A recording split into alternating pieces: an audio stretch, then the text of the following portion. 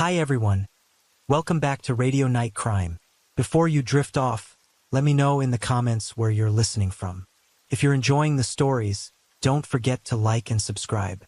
Now let's relax and jump into tonight's case. Story 1. At noon on November 23, 96, countless tourists were savoring their vacations at the La Galawa Beach Hotel in Comoros, a small island nation off the coast of Africa, when they were jolted by a horrifying sight. A Boeing 767 carrying 175 passengers plummeted toward the ocean at breakneck speed, its left wing tilting sharply before flipping upside down and shattering into pieces mere seconds later. This was the devastating finale of one of the most catastrophic disasters in aviation history, Ethiopian Airlines Flight 961. The crash not only sent shockwaves through the global community, but also raised urgent questions about aviation safety and the emergency response capabilities of nations in the region. At 8 a.m. on November 23, 96, Flight 961 at Addis Ababa Bole International Airport in Ethiopia faced a delay, awaiting a connecting flight. Operated by Ethiopian Airlines, the journey utilized a Boeing 767-260, a pioneering model enhanced for extended range with increased fuel capacity and a maximum takeoff weight of 179 tons. Thanks to these advancements, this very aircraft type made history as the first twin-engine jet to complete a transatlantic flight on April 17, 1988, setting a record for distance covered by a dual-engine plane. By the 90s, it had become a mainstay in the skies. Despite its robust high-capacity fuel tanks, filling them to the brim wasn't always necessary or cost-effective for every trip. Take Flight 961, for instance. It only required refueling at the first leg of its multi-stop journey. Departing from Addis Ababa, the plane was slated to pass through Nairobi, Brazzaville, Lagos, and finally, Abidjan, with a scheduled refuel in Nairobi.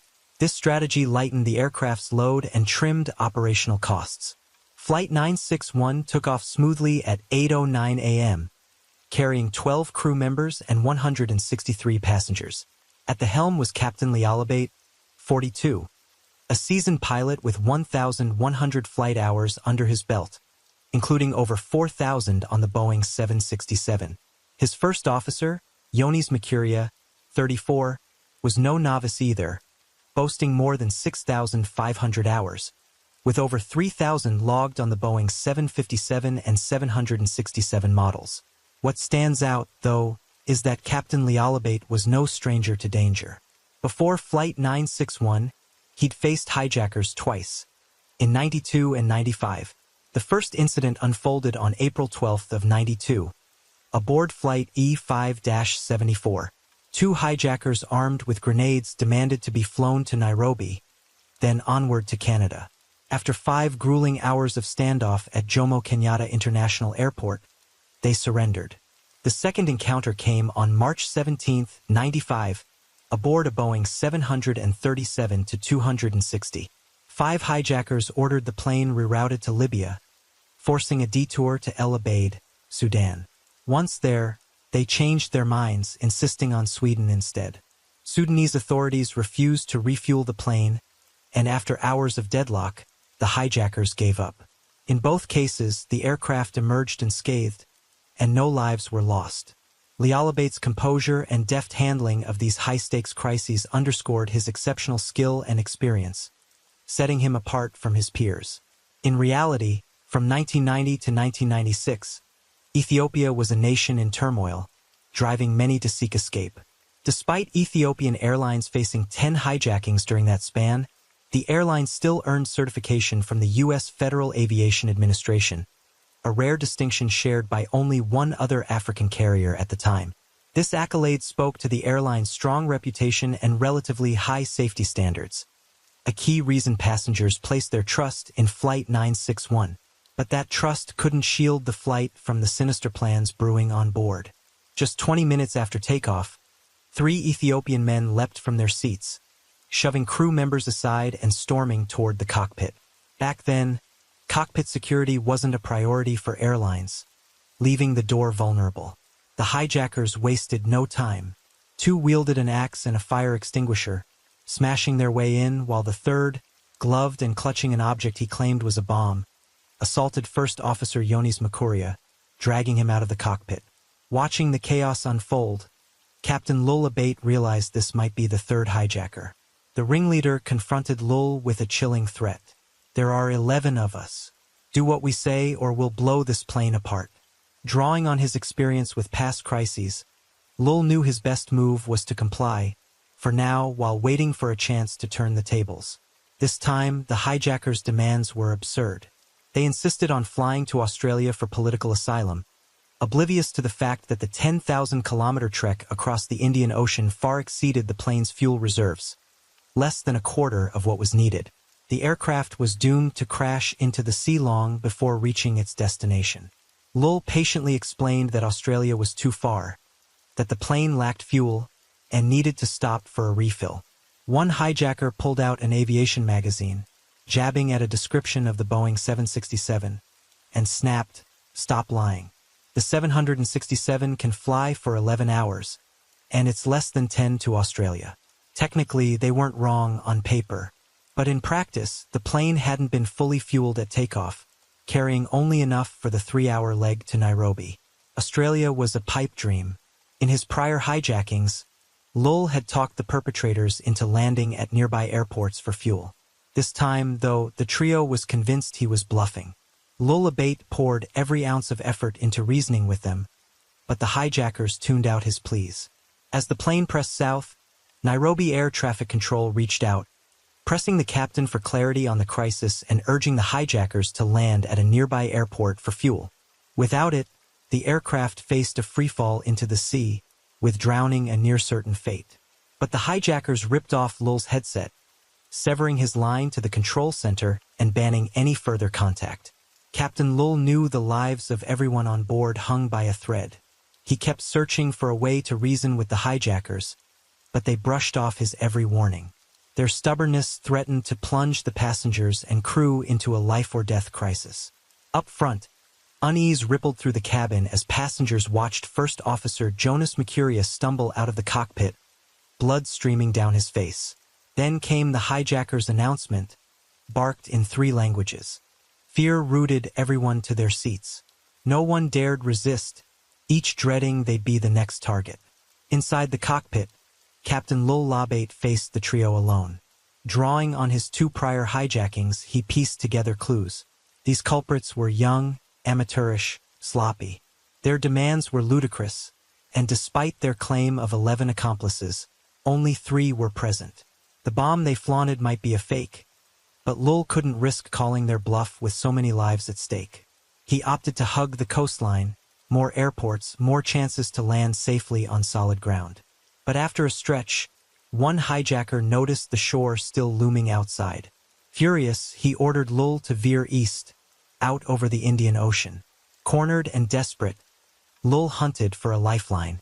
Then he spotted it, the Comoros Islands, nestled between Africa and Madagascar. He'd never flown there, but gut instinct drove him to steer toward its waters. Suddenly, an alarm pierced the air. Fuel for just 30 minutes remained, with the coast still a distant blur. As Lul racked his brain for a solution, the hijackers casually cracked open a bottle of whiskey, their arrogance swelling. They grew impatient, barking at him to stick to their plan. At 11:41 a.m., the alarm shrieked again. The right engine erupted and died. In emergencies, engines are designed to fail separately, a safeguard for crash landings. Lul followed protocol, activating the Auxiliary Power Unit, APU. The APU kicked in, supplying power after the engine's collapse. But with only one engine left, the plane slowed noticeably, its altitude bleeding away. The ringleader caught on, stepping out to huddle with his 2 comrades. Alone in the cockpit, Lul seized the moment. He flipped on the radio and addressed the passengers, laying bare the dire situation. Silence greeted him. They understood his words, but no one knew if fighting back would crown them heroes or trigger the bomb. So they stayed quiet, waiting. Yet, in this dire moment, a passenger rose to confront the hijackers. Muhammad Amin, a renowned cameraman famed for his 1984 footage of Ethiopia's famine, refused to sit idle despite the overwhelming danger. Though the outcome hung in uncertainty, his courage sparked a flicker of hope among those aboard. Meanwhile, Captain Lull scrambled for solutions, wrestling to stabilize the plane and clinging to the slim chance of a safe landing. Time crawled forward, dread and hope colliding, as all braced for the outcome of this aerial fight for survival. Lull kept broadcasting updates, but the passenger's response fell short of his hopes. In a desperate bid, he hatched a final plan: pretend to use the restroom and slip out of the cockpit, seeking aid from those in the cabin. But helplessness gripped the passengers. They craved safety, not heroics, and chose to wait it out. When the lead hijacker caught wind of Lull's message, fury ignited. He stormed back into the cockpit, wrenching the microphone from Lull's grasp. Drunk and emboldened, he declared himself fit to fly, despite no license, no sobriety, and no clue. The hijacker grabbed the controls, jerking them wildly to hold altitude, even disabling the autopilot. The plane lurched sharply, throwing passengers into a panic. Amid the chaos, Lull calmly spelled out the peril to the hijacker, hoping to regain command and coax the plane toward the nearest runway. But moments later, the left engine quit. With it went most electrical and hydraulic systems. Computers, autopilot, and critical functions blinked out. Could Lull turn the tide in this do-or-die moment? Fortune offered one final lifeline: a ram air turbine, a compact device nestled beneath the plane's belly, built for emergencies. In extreme circumstances, it could harness the rush of air during flight to spin and generate power for basic flight instruments and controls. But its juice fell short of reviving the hydraulic assist system, leaving the controls sluggish, unwieldy, and punishing to maneuver. Captain Lull Labid couldn't throttle back. The flaps were beyond his reach, and a water landing loomed, unsupported by electrical systems or flight controls. It was uncharted territory, a nightmare scenario no training had ever dared to simulate. At that moment, the plane clung to 6,400 meters. In theory, for every 1,000 meters it descended, it could glide forward about 18.5 kilometers, giving the Boeing 767 a potential range of nearly 120 kilometers. A runway in the Comoros Islands flickered as a faint possibility. But as Lull battled the controls, the hijackers muscled in, even snatching command outright. Their interference snuffed out his last shot. He couldn't pinpoint the airfield, and the altitude wouldn't stretch far enough to glide there. With options exhausted, survival boiled down to ditching in the ocean. As we know, a ground landing leans on friction. Wheels drop, skidding across a runway, a far cry simpler than water. The sea's surface, though serene at a glance, ripples with hidden unevenness. Worse still, the Boeing 767's underbelly wasn't sleek like some aircraft. Its engines, slung beneath the fuselage instead of perched at the tail, would plow into the waves, dragging hard and risking a catastrophic blast. Inside, the cabin turned stifling. The air conditioning had failed, heat climbing relentlessly. The situation spiraled ever grimmer. Passengers unraveled, gripped by raw terror. Captain Lull issued his final warning, urging everyone to brace for an emergency landing. But panic had already seized the passengers. His words barely registered. Many scrambled to inflate their life jackets despite frantic pleas from Lull and the crew to wait. They didn't realize this rash move could seal their fate. In those fleeting final seconds, the first officer burst into the cockpit, bravely demanding to co-pilot the plane. Lull, ever composed, even urged the hijackers to take a seat and buckle up. They relented, yielding the controls but lingering in the cockpit, refusing to leave. The Boeing 767, just 9 years old, was a trusted companion to the crew, affectionately dubbed Zulu. In that life or death moment, Lull whispered a silent plea. "Zulu, help me save everyone on board." And then Zulu plunged toward a shallow reef, just 460 meters off La Galoa Beach, far beyond a safe distance. The plane slammed into the water at over 370 kilometers per hour, nearly 100 kilometers faster than a typical 767 landing. In his last act, Lull twisted the aircraft, aiming to skim parallel to the sea rather than dive nose first. Mere seconds before impact, The plane tilted left by 10 degrees. The left engine and wingtip struck first, scooping water like a spoon and clipping a coral reef. The sudden drag yanked the plane hard left, slowing that side abruptly.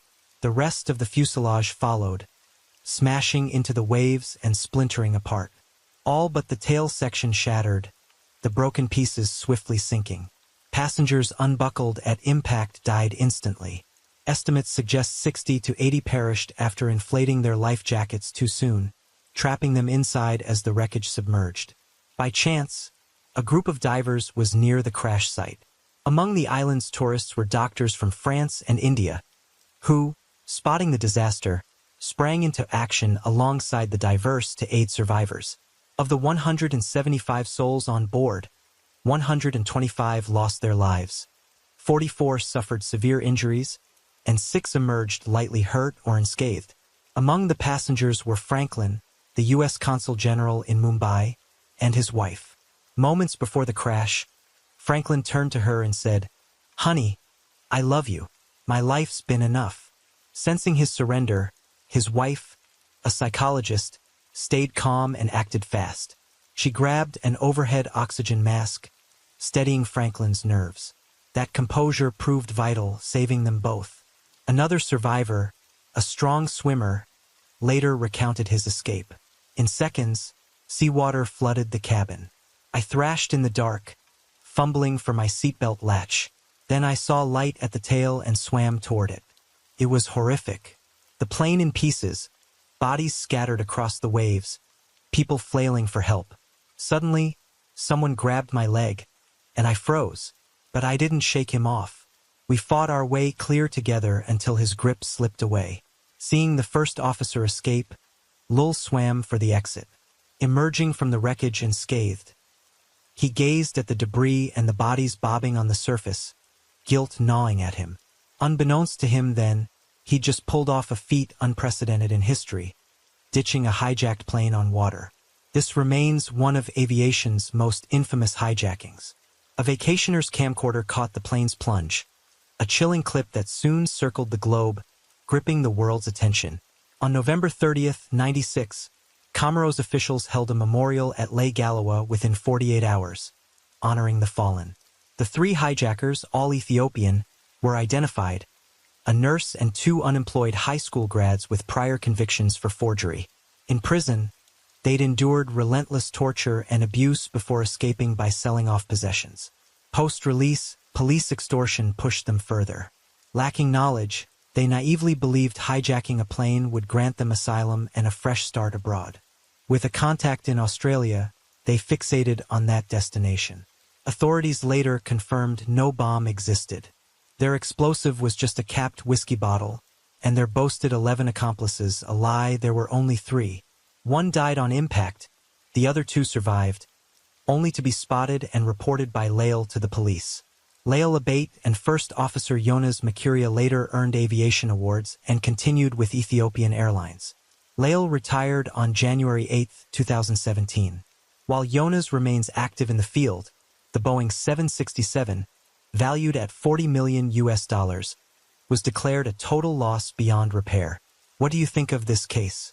Drop your thoughts in the comments below to discuss. Before you go, don't forget to like, subscribe, and hit the bell to catch more iconic cases on true crime in the world.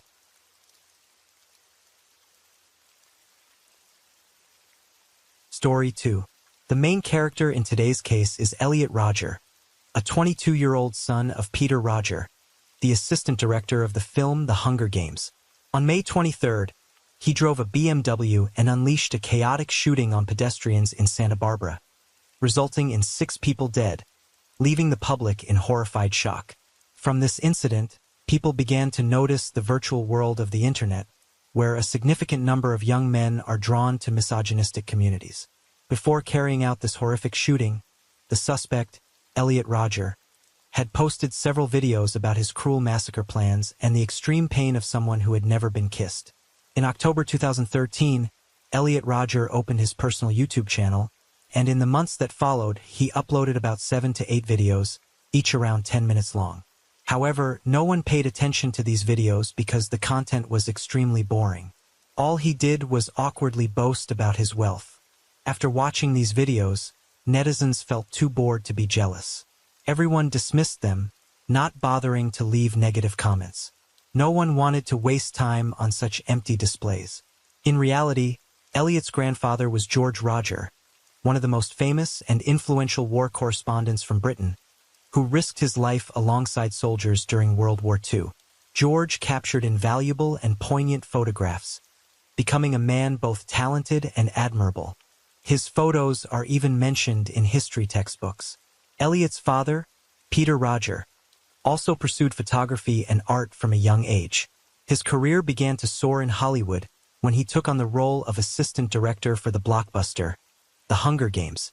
Despite Peter's success, there's a saying, "No one stays rich for 3 generations," and it seemed to hold true for the Roger family, as Eliot only knew how to boast pointlessly and spend extravagantly.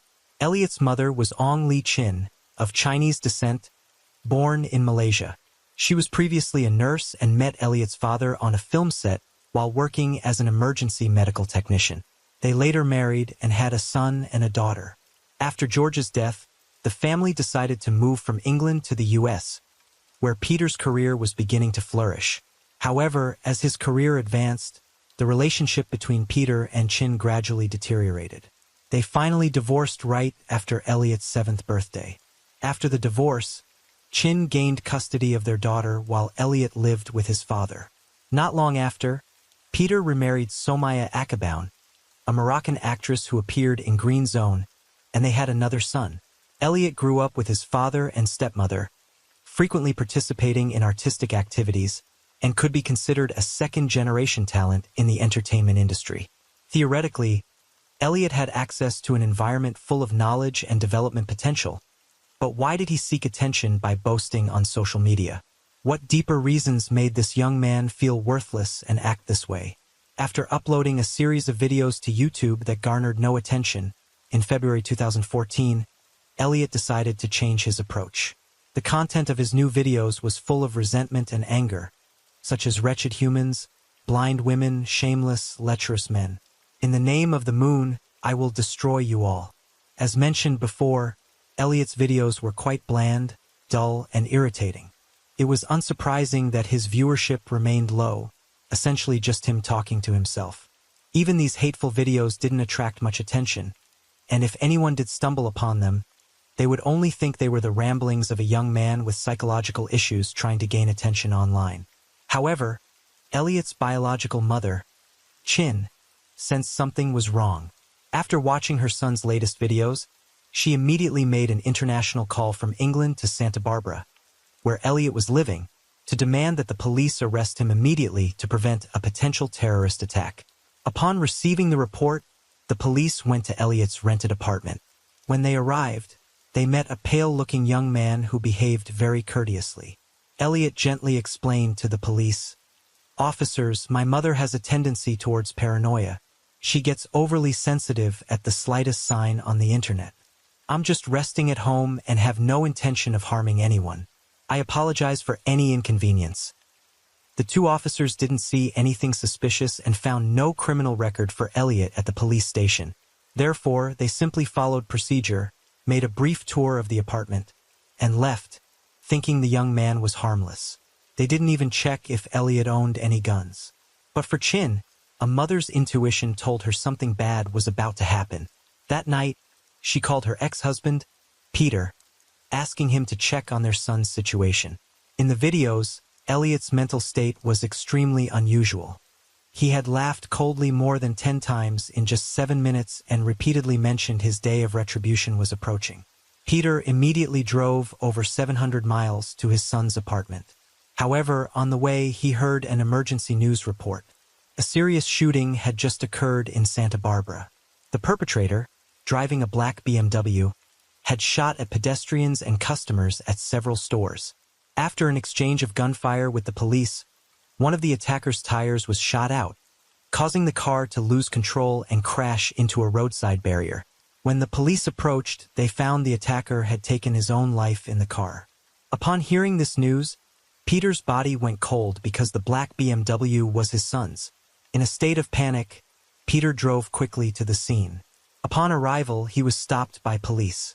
After verifying his identity, they informed him that his son, Elliot Rodger, was the perpetrator of the massacre. Elliot had used 2 hunting knives, 3 guns, and his beam, injuring 14 people and killing 7, including himself. It was ironic that Elliot, who once wanted to be famous through posting videos and writing books, but was largely unknown, only became famous across America upon his death, not for achievements or talent, but for his horrific crimes. People began to go back through the videos Elliot had uploaded to understand what had turned him into such a ruthless killer. Finally, the investigation team discovered that the reason for his random attacks on passersby was that Elliot was still a virgin. He hated women and despised those who were not virgins. This was why he took the lives of others. After the horrific massacre, director Peter Rodger became the focal point of media criticism in the U.S., seen as a model of parents who don't know how to raise their children. The public couldn't help but wonder, isn't Elliot just a virgin? There are countless people in the same situation worldwide. Some even remain celibate their entire lives. So why did your son have such a twisted mindset that he needed to attack innocent people to vent his frustration? What kind of parenting did you do? Under the pressure of public opinion, Peter appeared in the media to plead his innocence, publicly admitting that he didn't know what to do with his son, as Elliot was here to settle past life debts with him. And more importantly, anyone with such a child would be shocked. According to Peter, Elliot's issues started to surface after his divorce from his ex-wife. Elliot gradually became withdrawn, not wanting to communicate with anyone. And since he was 7 years old, he had been seeing psychologists. Despite years of therapy, Elliot's condition showed no signs of improvement. Psychologists suspected that Elliot might have Asperger's syndrome, but there was no definitive diagnosis at the time. Asperger's syndrome is a developmental disorder affecting social communication, with symptoms appearing in childhood, making it difficult for patients to interact socially. They often fail to understand normal expressions and gestures, like not grasping the meaning of sarcasm, innuendo, or humor. Those with Asperger's are also very rigid in how they interpret language and often struggle to naturally navigate social situations. However, unlike those with traditional autism, individuals with Asperger's typically have a desire to communicate with others, but due to their mental disorder, they often feel the opposite and suffer greatly. Perhaps we've all met 1 or 2 classmates who seem unsociable, say inauspicious things, and often annoy others. Those people might very well be patients with Asperger's syndrome. Modern psychiatry believes this syndrome is congenital with a relatively high incidence, mainly among males, around 1 in 1,000. Although they face challenges in social communication, those with Asperger's often have high IQs and might possess special talents in certain fields. Notable examples include Mark Zuckerberg, CEO of Facebook, Bill Gates of Microsoft, Albert Einstein, and Michelangelo, all suspected of having this syndrome. Additionally, there are the famous Taiwanese comic artist Zhu Deong and singer Susan Magdalene Boyle, from Britain's Got Talent, both diagnosed with this condition. While there is no specific cure or prevention for Asperger's syndrome, this doesn't mean it's scary or strange.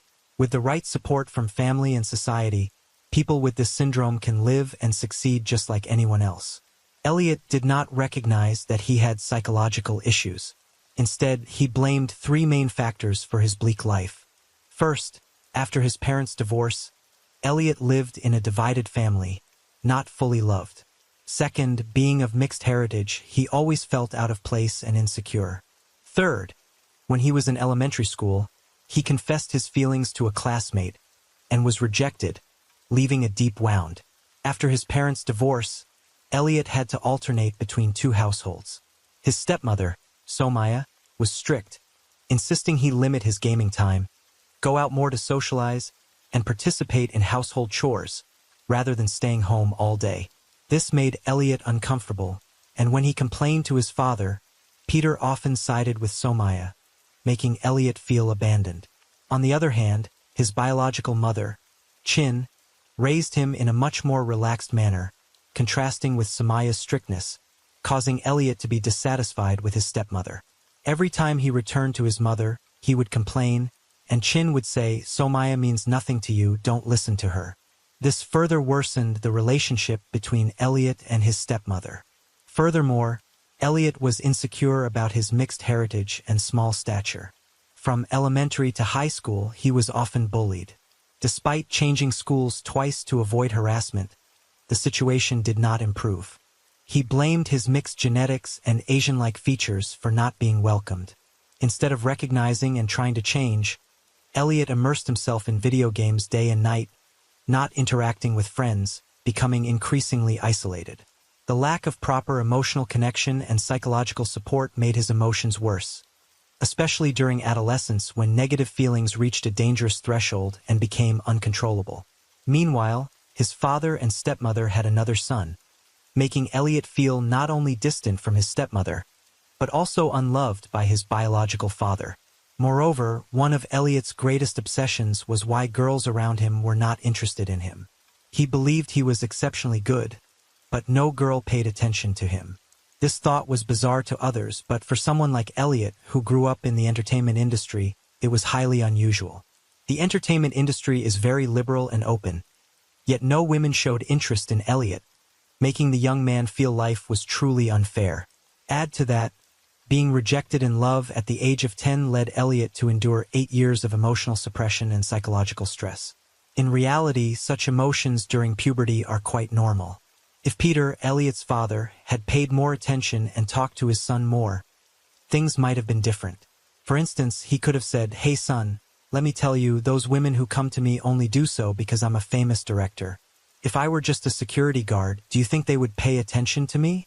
So, whether women notice you has nothing to do with your looks, physique, or background. What's important is your charisma. Sadly, Elliot's father did not do this. Instead, he advised in a simple and crude manner, being a virgin isn't a big deal. It's not a major issue. After Elliot's 18th birthday, Peter took his son to Las Vegas and paid for a prostitute to solve this problem. However, this approach backfired. Elliot felt deeply insulted. He refused and angrily booked a flight back home that same day, moving out of his father's house within a week to study in Santa Barbara. Another reason Elliot chose a university in California was that it was where many beautiful blonde girls from the East Coast gathered. So he believed finding a girlfriend would be easier. But even after moving out, this young man spent most of his time at home browsing the internet, not socializing. With such a lifestyle, how could he possibly meet a girlfriend? It's not like he could wake up in the middle of the night to find a beautiful girlfriend lying beyond mom. Therefore, Elliot's plan to lose his virginity became increasingly distant. Under the growing psychological pressure, Elliot began to change, becoming more extreme. He frequently boasted online about his wealth and handsome looks, questioning, "My muse, where are you?" Living with someone as mentally unstable as Elliot was also uncomfortable for his roommates. They often argued over trivial matters like keeping shared areas clean, using the kitchen, and sharing utility bills. Things became even more tense when Elliot lost some candles worth over 20 and reported it to the police.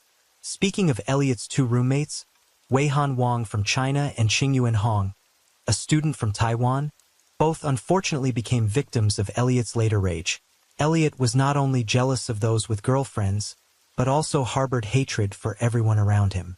The dark days began in November 2012, when Elliot bought his first gun and started learning how to use it. In the next 6 months, he bought 2 more guns and stockpiled nearly 800 rounds of ammunition. No one knew that Elliot was quietly preparing for a horrific plan with enough ammunition to carry out a brutal act. During this time, Elliot continued to upload videos online, but the content grew darker and more frightening. He began to openly express his hatred towards women and jealousy towards guys with girlfriends. Sometimes, just seeing a happy young couple on the street, Elliot couldn't contain himself and would mock and sneer at them. In his diaries, Elliot even fantasized about a virus that could kill all men in the world, where he would be the only survivor holding the cure. He believed then all women would kneel before him, while other men would beg for their lives. In those diary pages, Elliot also revealed that the first person he wanted to eliminate was his half-brother. Elliot hated his half-brother for stealing his father's love. To Elliot, his half-brother had to be sacrificed, and his stepmother was no exception. He wanted to kill both, but his plan changed when his father, Peter, suddenly altered his schedule for a meeting in England and canceled his trip to stay home. This forced Elliot to temporarily abandon his assassination plan. As Elliot was meticulously preparing for his massacre, a warning call from his biological mother led the police to check on him. With a terrifying calmness, Elliot fooled the police without revealing any hint of his intentions. However, after this incident, he realized his time was running out. His plan could be discovered at any moment, so he had to act quickly.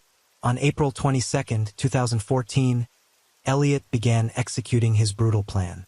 In his apartment, he stabbed to death 2 roommates and a friend who was visiting, George Chun, a Chinese-Canadian student.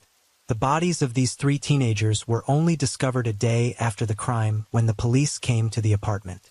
All 3 victims had been stabbed over 10 times, with blood splattered everywhere. After committing the murders, Elliot calmly cleaned up the scene. He dragged the bodies of his classmates into the bathroom, placed them in the tub, and covered them with towels and blankets. Once everything was done, Elliot left the apartment, carrying all his guns and ammunition to his car, then recorded his final video officially declaring his day of retribution had arrived. The first stop in Elliot's revenge plan was a sorority party. In previous videos, he had no qualms about calling the girls their prostitutes, the group most deserving of hell. But when he couldn't enter the party as planned, Elliot was forced to abandon his initial plan. To vent his anger, he shot Katie Cooper, 22, right at the entrance, then continued to kill Veronica Weiss, 19. Not stopping there, Elliot continued driving in a rage. He randomly shot at shoppers in nearby stores, causing chaos like never before. One of the unfortunate victims was Chris Martinez, a 20-year-old student. When the bullet pierced his liver, he struggled in pain on the ground, and after fighting for 4 minutes in despair, Chris passed away. Veronica Weiss, Katie Cooper, and Chris Martinez were all strangers to Elliot. They had never even met him face to face. But in a terrifying moment, their lives ended under the gun of a madman. Not only did he shoot, but Elliot also drove into crowds, injuring at least 4 people severely. When the police finally stopped his car, Elliot ended his own life with a gunshot. His acts of brutal violence shocked and outraged the world. However, what was even more astonishing was that after Elliot's crimes were publicized, a group of fervent fans appeared online, glorifying this individual. They revered Elliot as a hero, even composing songs and declaring the day of his crime a holiday to commemorate his heinous achievements. This raises the question of who would be insane enough to worship a killer like this. The answer comes from a group identifying themselves as INCLs, short for involuntary celibates. These are young men who live in loneliness, unable to gain affection from women. So they spend their days only with their hands, nightly dreaming of adult film stars. They are often angry and feel abandoned by both society and women. The experiences of these incel young men typically revolve around resentment from being rejected by girls. From their perspective, college girls are superficial, worship money, and treat guys like spare tires. As soon as they no longer have any use, these girls would immediately discard them like worn-out shoes. Since the shootings in the US began, some in the incel community felt empowered, believing this could be the only way to liberate themselves and threaten society. A person named Egg White once launched a bizarre petition, suggesting that to prevent similar horrific incidents, the government should manage these frustrated young men. He proposed that each should be provided with a small apartment, an internet-connected computer, daily food and drink, and painkillers. More importantly, he argued, each should have to ensure societal security and stability. Perhaps when White House staff read this petition, they laughed at its absurdity. But even if the government paid no attention, there were still some extremists in this community who inherited Elliot's violent ideology and began to act. They believed that everyone has a place in this world, and if those who occupy too much space are uprooted, it would leave room for them. This was how they justified their brutal actions. The horrific shooting in 2015 is a prime example. Christopher Harper Mercer, a 26-year-old living in Oregon, armed himself and attacked a university. He shot teachers and students, causing a massacre that left 9 dead and 8 injured. Finally, when surrounded by police, Christopher took his own life with a gunshot. Before the attack, he left a suicide note stating, "I'm 26, no friends, no job, and no girlfriend. Those who took everything from me must go to hell." In 2018, Alec Manassian from Toronto rented a van to commit a horrific crime, aiming to offer blood to his idol. According to his parents, Alec always had trouble communicating, had no girlfriend for 26 years, and even a few sentences of conversation would make him blush, confused, and awkward. But this didn't mean he lacked desire for women. During subsequent interrogations, Alec repeatedly mentioned feeling abandoned by girls. They didn't choose honest, reliable guys like him, but chased after charming, smooth-talking men. Alec recounted an event that haunted him from Halloween a few years back when he bravely invited a classmate to a party. However, the girl quickly left him for a tall, handsome basketball player. Not only that, she publicly mocked Alec, calling him a frog wanting to eat swan meat. In court, Alec's behaviors were presented as evidence. When he was 12, he was diagnosed with Asperger's syndrome, a form of autism spectrum disorder. Though the evidence in this case was clear and Alec was arrested on the spot, his defense still argued that Asperger's syndrome caused him to lose the ability to discern right from wrong, suggesting this as a basis for leniency. However, before committing the crime, Alec went online to rent a sturdy van to carry out his plan of driving into crowds. These actions were not signs of someone so mentally ill that they couldn't control their behavior. The defense argued that Alec had struggled with social communication and emotional recognition since childhood. Although some intervention therapies had helped him improve due to government funding cuts, support programs for Alec were suspended. Thus, Alec received no further treatment, which worsened his condition. However, this incident sparked much debate about Asperger's syndrome and using it as a reason to mitigate crimes. It should be noted that people with Asperger's should not be equated with violent behavior. In fact, the rate of violent crime in this group is lower than average, as they tend to be introverted, less talkative, and less confrontational with the world around them. Even if they live in loneliness their whole life, they wouldn't think of harming others to vent their frustrations. Caring for and nurturing a child with Asperger's syndrome requires immense patience and love from the family. Parents of these children often worry for a lifetime because they need continuous attention and support. While we condemn those who commit brutal acts, we must also empathize with and care for individuals with Asperger's disorder and their families. Extreme cases like those of Elliot Rodger, Alec Manassian, and others have inadvertently added pressure on those with this syndrome. This leads them to face discrimination and suffering for things they never wished for.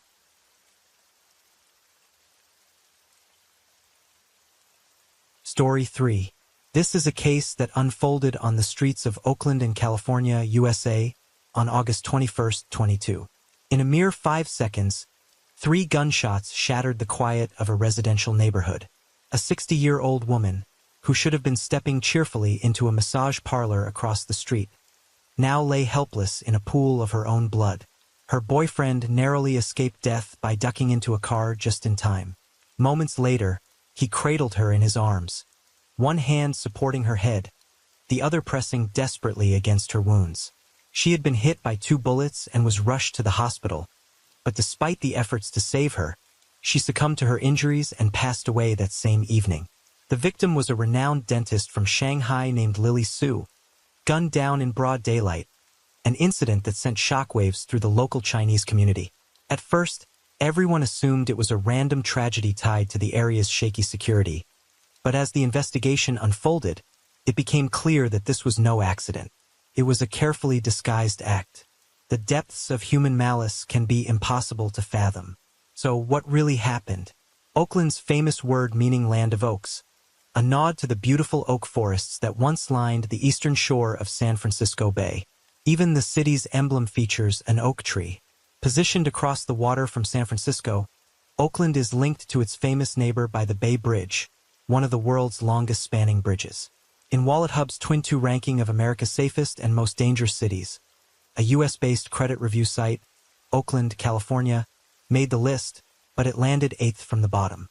The victim, Lily Su, was born on August 4, 1962 in Shanghai. She was an exceptional dentist who graduated from the stomatology department of Shanghai Second Medical University and worked for 9 years at the Ninth People's Hospital, affiliated with Shanghai Jiao Tong University School of Medicine. The hospital's stomatology department is among the best in China. During her tenure there, she married and had a child, a life that seemed, by all accounts, nearly perfect. In '95, her husband was offered a chance to study abroad in the United States. Without hesitation, Lily Su chose to support his dreams, and the family left Shanghai for America. To practice dentistry in the U.S., she had to start over from scratch. First came the language barrier. Each night, she'd wait until her child was fast asleep before studying English. Then came the professional hurdles. She completed advanced dental courses at the University of the Pacific and the University of California, Los Angeles. By '97, Lily Su had earned her doctorate from the University of California. She and her newly graduated husband settled in Oakland's Little Saigon neighborhood. Little Saigon refers to communities of Vietnamese expatriates outside Vietnam, often designating Vietnamese enclaves in the U.S. Oakland's Little Saigon is no exception. A vibrant hub and one of the largest Vietnamese communities in the area, as well as a bustling commercial district with a strong Asian presence. Beyond the Vietnamese, it's home to a significant Chinese population too. When Lily Su arrived, she quickly noticed the unspoken bond among expatriates, a warmth and ease that transcended borders. With her outgoing nature, she forged connections with her neighbors almost effortlessly. This sparked a realization in Lily Su, ever the astute businesswoman. She saw an opportunity and decided to step away from hospital work to open her own dental clinic right in the heart of the neighborhood.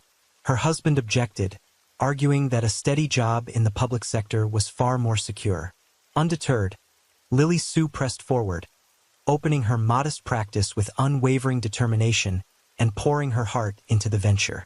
She built a thriving career thanks to her expert skills, warm service, and affordable rates. Her client base grew steadily, but as her professional life flourished, her marriage began to falter. Frequent arguments erupted, compounded by her husband's desire to return to China for career opportunities. In the end, they parted ways. Lily Su took custody of their son and continued running her small clinic. Beyond her work, she was deeply committed to giving back. Passionate about community service, she offered budget-friendly treatments and often provided free care to pastors and impoverished elderly patients. Her generosity earned her widespread praise and admiration from those around her, cementing her status as a beloved figure in the community. Over the years, her clinic became a local institution. Operating for more than 2 decades, it served families across 3 generations, grandparents, parents, and their children. Her business prospered. She lived in a sprawling $14 million home and even opened a second location in Castro Valley, an Oakland suburb. A reporter from Global People magazine reached out to a longtime friend of Lily Su's, an assistant dean at a U.S. medical university. The friend shared we'd often grab dinner, shop, or talk investments together. Lily's business was booming. She was pulling in over $800,000 a year. As her career reached a steady peak, Lily Su's love life blossomed into a second spring. A man who had once run a financial firm entered her world. Having amassed considerable wealth, Lily Su began to think about managing her finances. But with little experience, she sought advice from those around her. It was then that an enthusiastic client introduced her to their son, a financial advisor named Nelson Peter Chia. 13 years her senior, Nelson was of Chinese descent. Well-spoken, musically gifted, and fond of singing, playing tennis, and driving luxury cars. He ran an investment company and, like Lily Su, was divorced, raising 3 children of his own. Their connection sparked through conversation, quickly deepening into mutual understanding and love. Though they never married, they lived together, their bond enduring for over a decade. Perhaps influenced by Nelson, Lily Su shed some of her usual openness and took up new pursuits, learning piano and studying dance. On August 4th in Burritu, Lily Su celebrated her 60th birthday. Nelson and close friends threw her a unique party. No lavish banquet or far-flung guests, just a small circle of trusted companions. They gathered to toast her, their laughter filling the air. Amid the joy, Lily Sue took the stage herself, performing a striking ballet piece for the group. Her movements were graceful, defying belief that she had reached her 60s. That picture of happiness.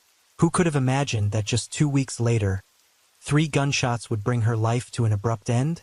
When news of the tragedy broke, her longtime clients couldn't hold back their tears, overwhelmed by grief. After the incident, Nelson struggled to speak when interviewed by reporters, his voice breaking repeatedly until words failed him entirely.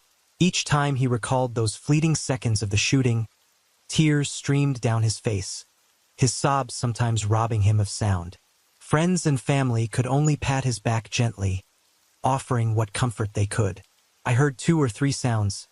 Pop, pop, pop, he recounted. It all happened so fast, so suddenly. According to the reporter present at the time, neither Nelson nor Lily Sue's friends believed this was a botched robbery, as the police had suggested. Instead, they saw it as a targeted hate crime against Asians. Why did they think that? There are 3 reasons. First, data from Stop API Hate, an organization dedicated to combating anti-Asian hate in America.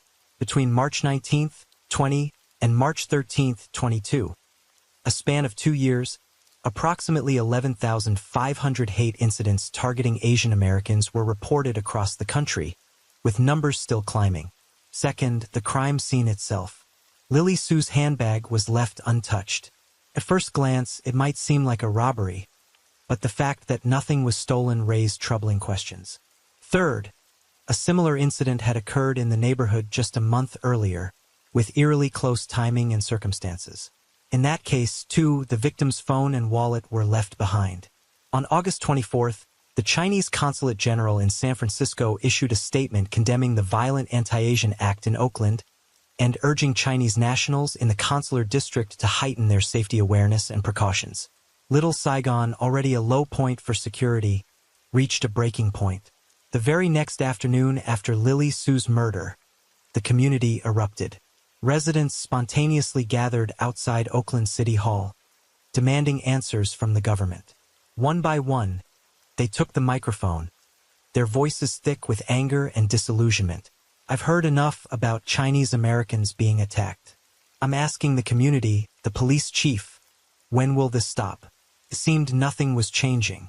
According to the Times, between July 21st and July 22nd, in Little Saigon's East Lake residential area, robberies surged by 10%, shootings spiked by 33%, and aggravated assaults soared by 50%.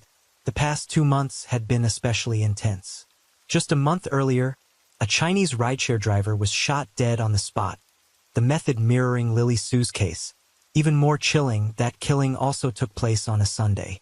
Rewind to around 11 a.m. on July 17th. Fong Chan-ho, an immigrant from Hong Kong, sat in his car, waiting for a delivery order from the platform. Suddenly, 2 men yanked open the driver's side door and ordered him out. When Fong refused, gunfire erupted. The entire ordeal lasted just 5 seconds. Fong Chan-ho died instantly. At 52, Fong left behind elderly parents and a young child. He'd been in the U.S. for 8 years, juggling 2 jobs, delivery and driving, working 17 to 18 hours a day without a single day off.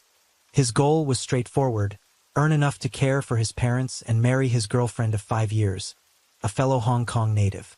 Though she was divorced with a child of her own, it never stood in the way of their love. Fong lived frugally, rarely spending on himself, yet he was generous to friends. 2 days later, Judy, Feng's girlfriend, agreed to an interview. She spoke of him as family.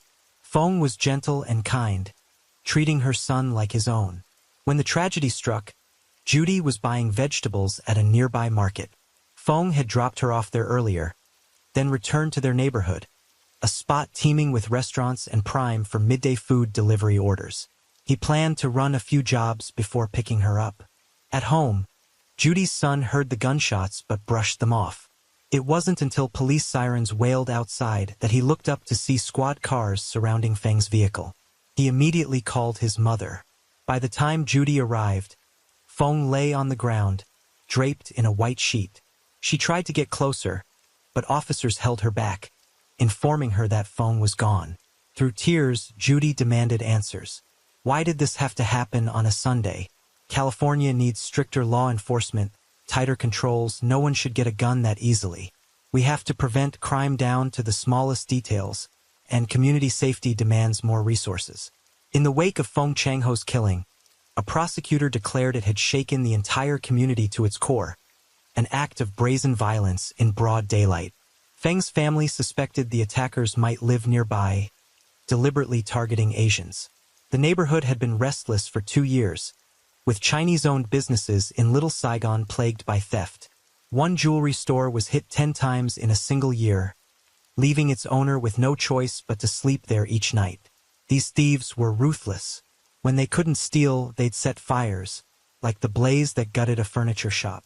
One store owner remarked that bringing a business to Oakland felt like walking into a dead end. Worse still was the local police's indifference. Desperate, Chinese merchants boarded up their shops with plywood and slashed operating hours to fend off danger. Stores that once stayed open until 8 p.m. now shuttered at 4 p.m. or 5:30 at the latest. But as thefts and assaults escalated, on June 13th, more than 20 shop owners banded together, bravely sharing their stories. They longed for a safe community and launched a fundraising campaign to install surveillance cameras. Sadly, the effort yielded little. Feng Changho was murdered just over a month later. Then, on August 1st, half a month after Feng's death, 7 businesses in a nearby area were burglarized, including a laundromat, nail salon, flower shop, restaurant, and dessert cafe. Simon Liu, a restaurant owner, described how thieves climbed down from the roof, leaving a gaping hole. Though they took cash, the damage far exceeded their haul. Another laundromat owner fumed. This happens every week. We're on edge, unable to relax. It's become routine. In footage later released by police, the thieves showed no fear, strolling away calmly after grabbing what they wanted. Once, spotting a homeless man on the street, they even tossed him spare change, as if money was no object, and robbing these shops was just a thrill. More absurd still, when the crew broke into a store at 4:30 a.m., the alarm blared and a call went out to police. Yet the Oakland Police Department claimed they received the report at 6:11 a.m. Arriving at the shopping center by 7:24 a.m., shop owners were livid. Their faith in timely police response all but gone. The cops were unreliable. Call them and they still wouldn't show. At that moment, a nail salon owner pleaded with Oakland Mayor Libby Schaaf. "Mayor, please do something. This area is under constant attack. We're struggling to survive here." Little did anyone expect that just 20 days later, Lily Sue would be murdered. Her boyfriend, Nelson, recalls that day vividly. The couple had planned to get a massage. As usual, he parked in a lot across the street from the spa. They'd barely pulled in when Lily Sue reminded him to stow some bags and clothes in the trunk. What followed is a blur of terror and chaos, screams, gunshots, the slam of a car door and the roar of an engine. Nelson can hardly piece together his actions in those frantic seconds.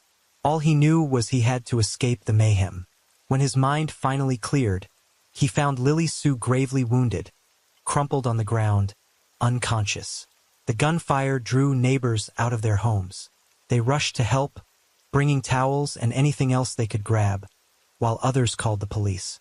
When officers arrived, they recovered just 3 shell casings.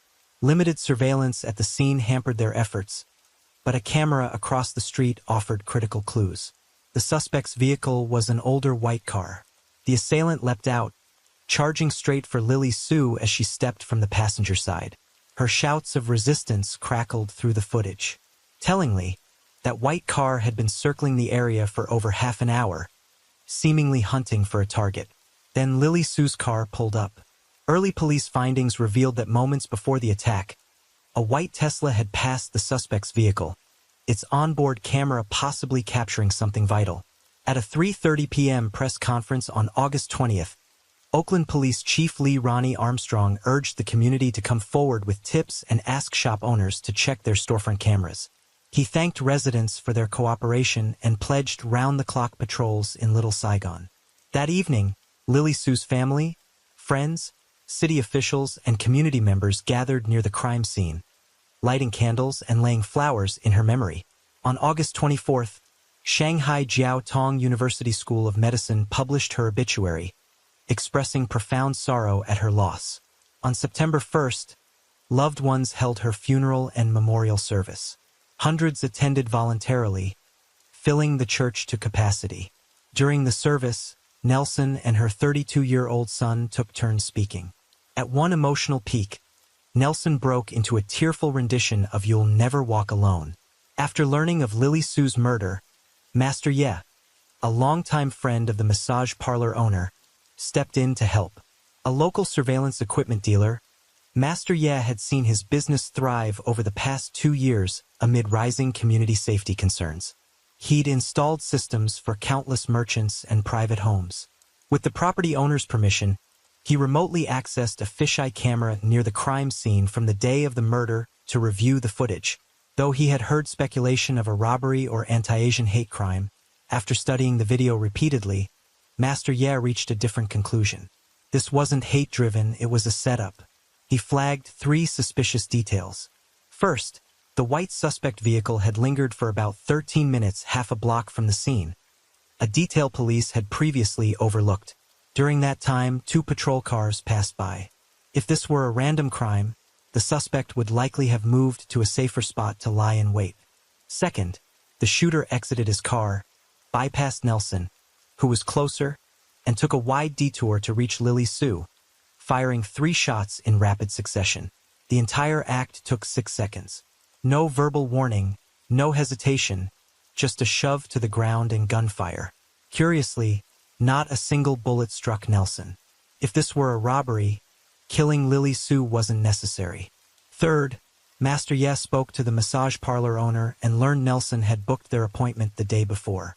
He found the murder plan brazen, almost flaunting its lack of subtlety.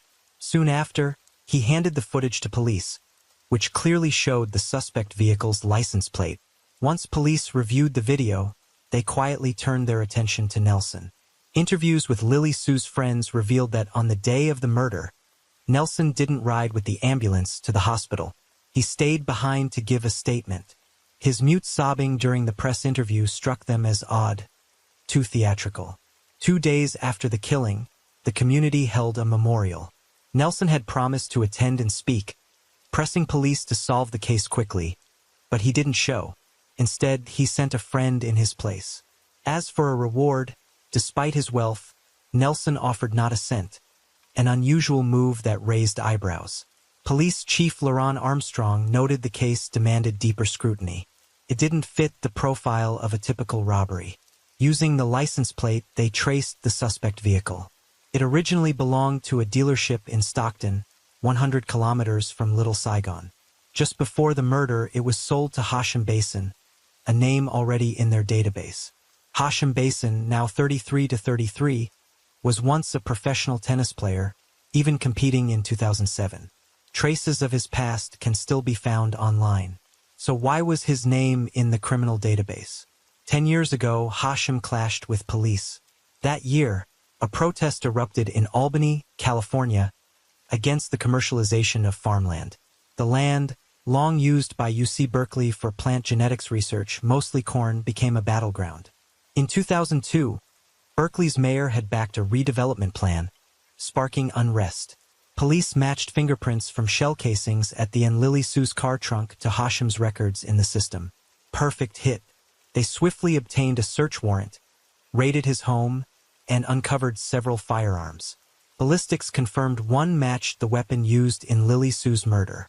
Hashim was arrested on October 27, 22 months after her death.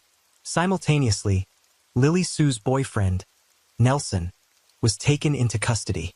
In Hashim's phone, police found a detailed plot between the two.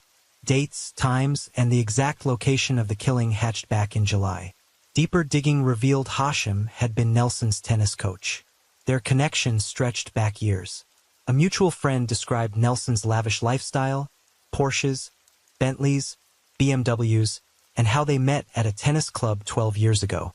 Hashim, a club employee, became Nelson's hired coach. They grew close, often spotted together. The friend found Hashim decent enough, baffled by his involvement. The answer lay in phone chat logs. Hashim acted for a hefty payout. More chillingly, he instructed Nelson to mislead police if they sought suspect photos, using his witness status to throw them off. Lily Sue's estate, valued between $12 million and $14 million, included life insurance, trusts, her company, properties, and financial accounts. Her son was the beneficiary, but Nelson, a former financial advisor, had wormed his way in. Within weeks, assets began shifting to his name. Police suspected greed drove him to eliminate her. A month before the murder, Nelson had secretly tried transferring her wealth to himself and his son, only to be blocked by her insurance broker, who flagged it as illegal. Nelson's post-murder performance was Oscar-worthy. He played the grieving lover, then pivoted to misdirect police, fanning flames of anti-Asian hate to manipulate everyone around him. On October 28th, Oakland police held Hashim and Nelson separately at Santa Rita Jail, awaiting trial. But at 2:08 p.m. that same day, during a routine check, guards noticed something off about Nelson's posture. Unlocking the cell, they found a t-shirt knotted from the door handle to his neck. Medics rushed in to intervene, but it was too late. By 2:30 p.m., Nelson was declared dead. No evidence of an attack, murder, or foul play emerged at the scene. Police concluded he'd taken his own life. Outside the jail, authorities held a press conference. This wasn't a case about racial hate, it was about greed. Some tried to twist this incident to fracture our community. I hope we can stand together and support the families and residents. We've all been touched by this tragedy. As the truth unraveled, shock rippled through the public. Yet two people remained unsurprised. One was Thomas Cooney, a retired university professor and Nelson's acquaintance. It's not what I wanted, but it doesn't shock me. The other was Byron, Nelson's estranged son, who didn't even carry his father's last name. He learned of Nelson's death from a high school friend. On his father's passing, he said flatly, "I don't feel the slightest bit sad." Byron reflected on his upbringing, a childhood shadowed by abuse. He recounted harrowing moments. In 6th grade, Nelson forbade him from calling his high school girlfriend, once hurling a phone at him, shattering his nose and sidelining him from class. Nelson's infidelity to Byron's mother was relentless, a parade of blondes always in orbit. He never hid it. Byron and his brother bore witness too many times. Worse, Byron recalled how Nelson seemed exhilarated watching torture, human or animal, in movies or real life. To him, Nelson lacked empathy, his antisocial streak glaringly apparent. Just 5 days before his arrest, Nelson staged a memorial concert for tickets ranged from $50 to $200. Her smiling face plastered on the flyers. Felt performative, insincere. A friend who attended remembered Nelson singing Once Upon a Time in a black suit, his demeanor dripping with sentiment, yet his voice rang hollow, unconvincing.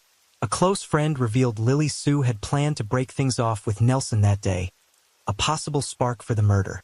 But Nelson's death became his escape from public contempt and legal reckoning. While many assumed money drove him, whether that was the whole story remains a mystery buried with him. In the end, his accomplice Hashim faced 5 charges, including murder, but pleaded not guilty. His trial still looms.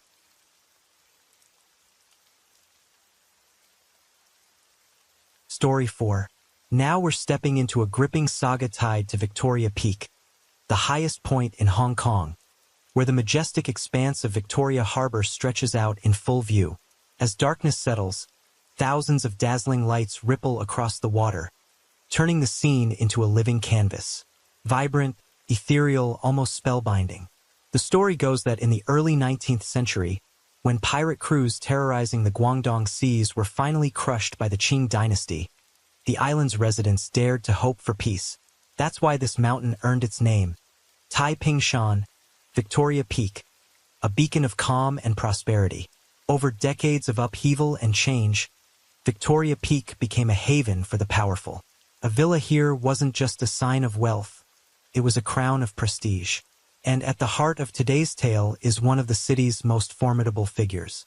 A man who owned a breathtaking mansion atop this peak. Tycoon Teddy Wong Tae-hui. Teddy Wong Tae-hui was born in Shanghai. In 1948, at just 14 years old, he followed his parents to settle in Hong Kong. His father, Wang Din-shin, had been a merchant forging business ties in Shanghai. Later, he founded China Chem Company, importing industrial materials and pharmaceuticals from Britain and the United States. In 1946, spotting Hong Kong's untapped potential, he relocated his entire operation and his family to this rising port city. At 21, Teddy Wong married Nina Wong Kung Yusum, his fiancée, a union arranged by their families since childhood. Nina, also born in Shanghai, was 3 years younger. They'd grown up together, their connection as deep and constant as shadow to form. After tying the knot, they moved into an opulent villa atop Victoria Peak. By the 1960s, Teddy's father handed over the family business. He and his wife shifted gears into real estate, establishing the China Chem Group. That bold move would rewrite the company's fate. Hong Kong was mired in an economic slump back then, but Teddy Wong and Nina Wong saw what others couldn't. With uncanny foresight, they snapped up vast tracts of property at bargain rates. When the market rebounded, real estate prices soared, flooding China Chem with colossal profits. Nina didn't just fuel the company's meteoric rise. She built a personal fortune peaking at $42.6 billion USD, earning her a spot as Hong Kong's 7th richest on Forbes' list and the enduring title of Asia's real estate queen for years on end. Her life was a tapestry of extraordinary tales, enough to fill endless hours. But today, we're zeroing in on one pivotal moment, the shocking kidnapping that rocked Hong Kong, centered on her husband, Bi Sang-di, Bi Seng's husband, Teddy Wong Tae-hui. Despite their staggering wealth, Teddy Wong and Nina Wong lived with striking simplicity. They craved discretion, shunned extravagance, and were famously frugal. Lavish parties and flaunting riches? Not their world. But that very thriftiness would, one April day in 1983, thrust their lives into chaos.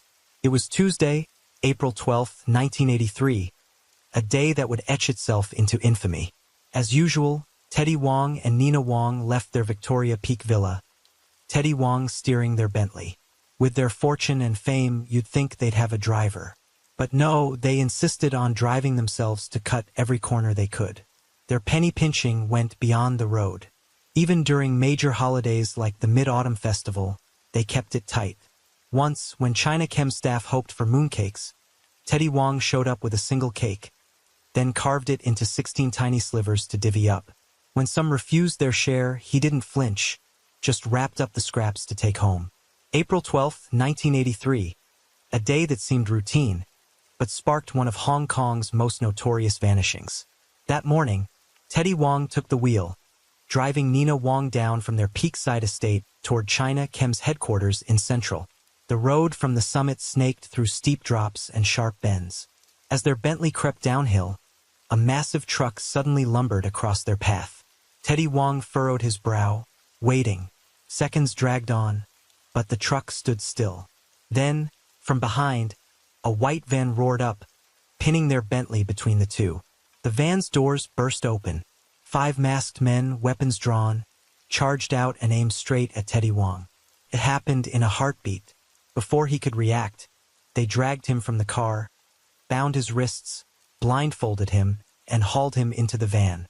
Inside, they stuffed him into a large freezer chest, already prepped and waiting. The van sped off, tearing through Hong Kong's cramped streets. Soon, it screeched to a stop outside a rundown apartment block. Posing as delivery men, the kidnappers lugged the freezer, Teddy Wong still locked inside, up to a unit on an upper floor. There, they tied Teddy Wong to a bed. When the blindfold came off, his eyes darted around. A bare room, gray walls flaking, furniture nearly non-existent. 5 strangers loomed over him, faces hidden under hoods, only their cold, unblinking eyes visible. The tension was suffocating. They thrust a camera in his face, snapping photos, rolling tape, forcing Teddy Wong to recite their scripted demands. a billionaire giant, yet staring down gun barrels. Teddy Wong was nothing but a trapped animal. Fear gripped him, regret too. If only he'd hired bodyguards, this might have been avoided. But now, all that mattered was clinging to life. As for Nina Wong, during the ambush, 3 brutes yanked her from the car, jamming a pair of ink-smeared sunglasses over her eyes, plunging her into darkness. They shoved her into their vehicle, careening through the city in dizzying loops, barking threats, "Call the cops, and your husband's finished." After what felt like forever, long enough to unravel her nerves, they halted in the bustling downtown core, dumped Nina Wong on the street, and vanished into the haze. In the throbbing heart of the city, Nina Wong stood frozen, reeling from shock and dread. She didn't dare call the police. Her only lifeline was to phone their lawyer, desperate for a discreet way to save her husband. But she never imagined that the very person she trusted would leak the story to a wealthy titan in Hong Kong's elite circles. That mogul, meaning well, reached out to connected figures. From there, the news spread like wildfire until it inevitably reached the police. Without delay, the station dispatched 2 task forces. One stormed Teddy Wong's office, while the other descended on the Wong's villa, hovering over the phone, waiting for the kidnapper's next move. Then it rang, a shrill, piercing sound cutting through the silence. A voice, icy and detached, barked from the other end. "Come alone to Central.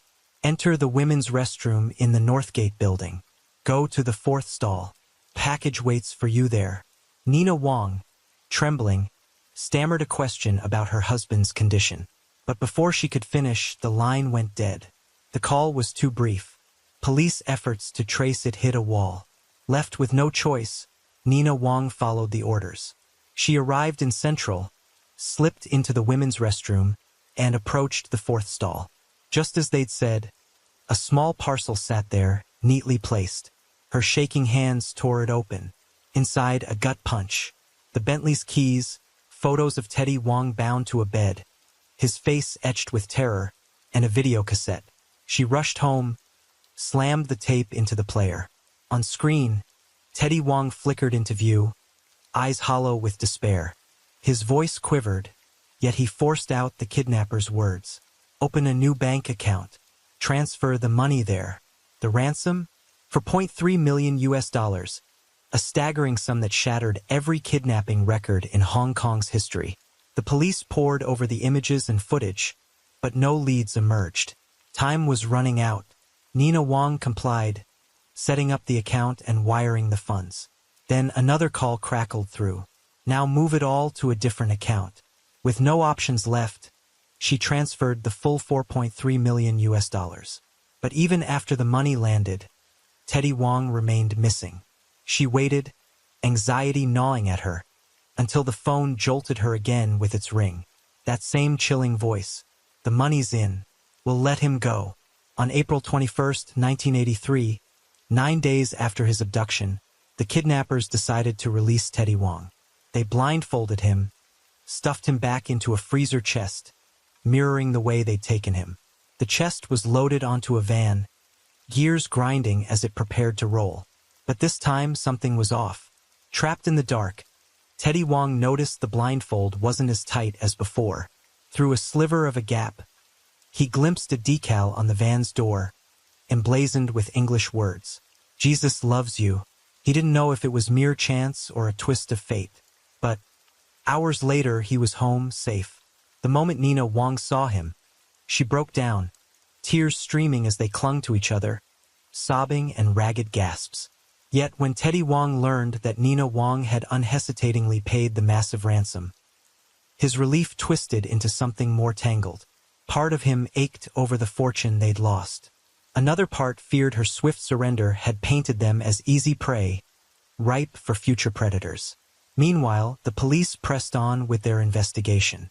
Teddy Wong racked his memory, piecing together every detail from his days in captivity. His testimony led them to a white van in the mountainous area where he'd been held. Though the model was common on Hong Kong streets, one detail stood out. A sticker on the window bearing those same words, "Jesus loves you." From the license plate, they tracked the owner. Digging deeper, Police confirmed he was a mastermind behind the kidnapping. Using forensic tactics, they also traced the ransom money's path.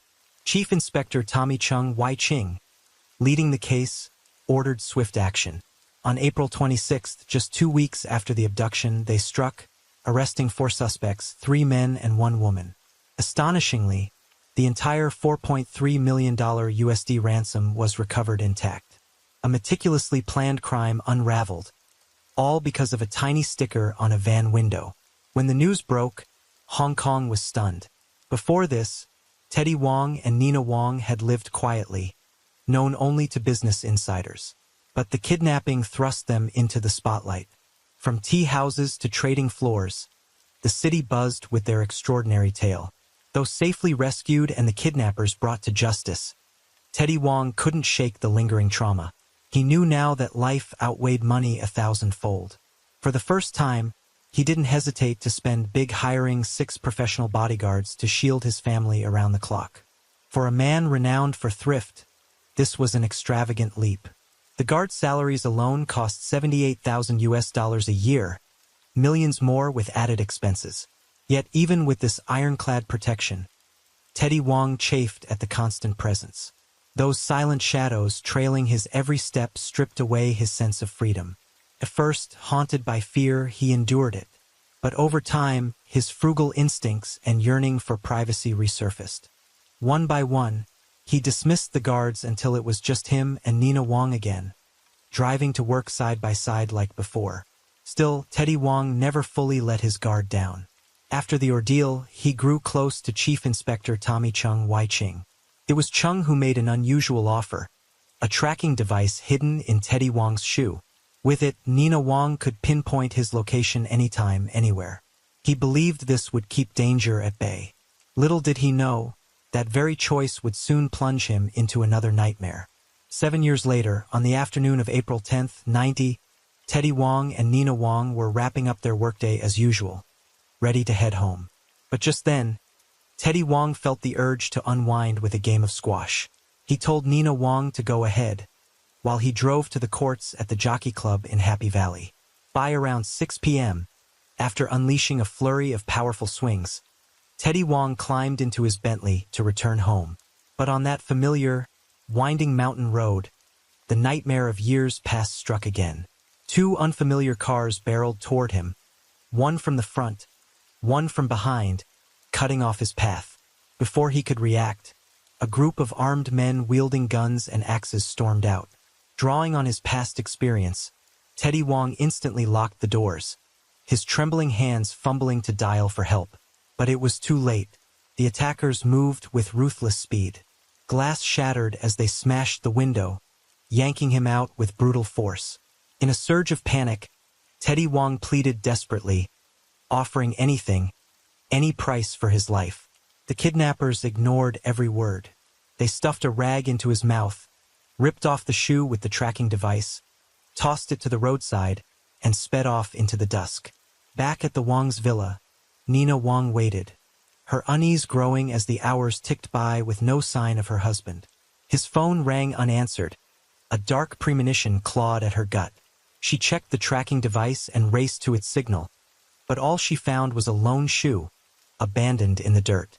In that moment, the truth hit her like a thunderbolt. This time, she didn't dare alert the police. Not yet, fearing the kidnappers' wrath and the risk to Teddy Wong's life. A leak could also destabilize China Chem Group. So, she chose to wait, holding her breath for their next move. 2 days later, as expected, the phone in the Wong household jolted to life. A cold, steely voice rasped through. It was an astronomical demand, dwarfing every ransom in history. Unlike the last time, these kidnappers didn't bother with subtlety. They didn't just call Nina Wong. They rang China Chem's offices, piling on relentless pressure. They even took out newspaper ads, brazenly broadcasting their demand for the world to see. Nina Wong was trapped in an impossible bind. She couldn't bear to lose her husband, but $33.8 million USD wasn't a sum she could muster overnight. She negotiated, haggling through tense exchanges, until the kidnappers relented, agreeing to an initial payment of $7.8 million USD. But when Nina Wong asked to hear Teddy Wong's voice, just to confirm he was still alive, their tone shifted sharply. "Keep stalling and we'll kill him right now." The line went dead. A chill shot down Nina Wong's spine. Why wouldn't they let him speak? If they wanted the money, wouldn't proving he was alive make her more compliant? A horrifying thought crept in. Could Teddy Wong already be gone? In her panic, one name surfaced: Tommy Chung Wai Ching, the retired inspector who had cracked the case 7 years ago, the only person she trusted to devise a rescue, but he was no longer on the force. Could he still help? Hong Kong police, meanwhile, issued a firm directive. No ransom until Teddy Wong's survival was confirmed. Tommy Chung saw it differently. He argued that in this dire situation, paying the ransom was the only way to ensure Teddy Wong's safety. Days later, the kidnappers called again, their voices dripping with menace. "We're done waiting. No money by tomorrow, and you'll be collecting your husband's corpse." Nina Wong begged to hear his voice, but they shut her down cold. Despite fierce objections from the police and others, her love for Teddy Wong drove her to a reckless choice. Siding with Chung's advice, she resolved to pay, to buy his life at any cost. But Nina Wong was no fool. She feigned distress, claiming the sum was too vast to transfer instantly. She proposed paying half up front, $3.9 million. The kidnappers agreed. Seizing the moment, Nina Wong used multiple currencies for the transfer, deliberately dragging out the process to give police more time to investigate. But then the worst unfolded. The money went through, and Teddy Wong didn't return. The kidnappers vanished, silent as ghosts. No trace, no calls, no word. In response, Hong Kong police launched a daring operation. They split into two-man teams, staking out nearly every ATM across the city 24/7. The second a suspicious transaction pinged, they'd swoop in without hesitation. By April 1990, investigators in Taiwan uncovered a massive transfer. $256 million in Taiwanese dollars had flowed from Hong Kong in a single day. Even more suspicious, the entire sum was swiftly withdrawn in cash. The anomaly set off alarm bells. It didn't take long for police to zero in on 3 suspects: Chun Chiyuan, Zhong Hua, and Chung Chining. Over the past few days, these men had been spotted slipping in and out of a hotel, hauling over 100 suspicious cardboard boxes. On April 26th, Taiwanese police struck. Under the pretext of a weapons smuggling probe, they raided the hotel and cracked open the mysterious boxes. What they found left them stunned. Stacks upon stacks of thousands of high-denomination bills piled like a mountain. After hours of counting, they tallied 4.7 billion Taiwanese dollars, worth $188 million. The 3 were arrested on the spot. They stubbornly insisted they were just laundering money, not tied to any kidnapping. But then, a 4th man stepped forward, unraveling their charade. A man named Chang Yu Kao appeared at the police station. His face was ashen, his eyes heavy with regret. With a deep sigh, he muttered a single line: "I can't take it anymore. I want to confess." He then laid bare the chilling truth. He had been part of the plot to abduct Teddy Wong. When investigators relayed this to Nina Wong, she nearly collapsed. The mastermind behind it all? Tommy Chung Wai Ching. Tommy Chung Wai Ching, the former chief inspector who'd cracked Teddy Wong's first kidnapping case in 1983. After that triumph, he had quietly dissected the original gang's scheme, noting how close they'd come to success, undone only by minor slip-ups. Over time, a dark idea took root. Fix those mistakes and it'd be the perfect crime.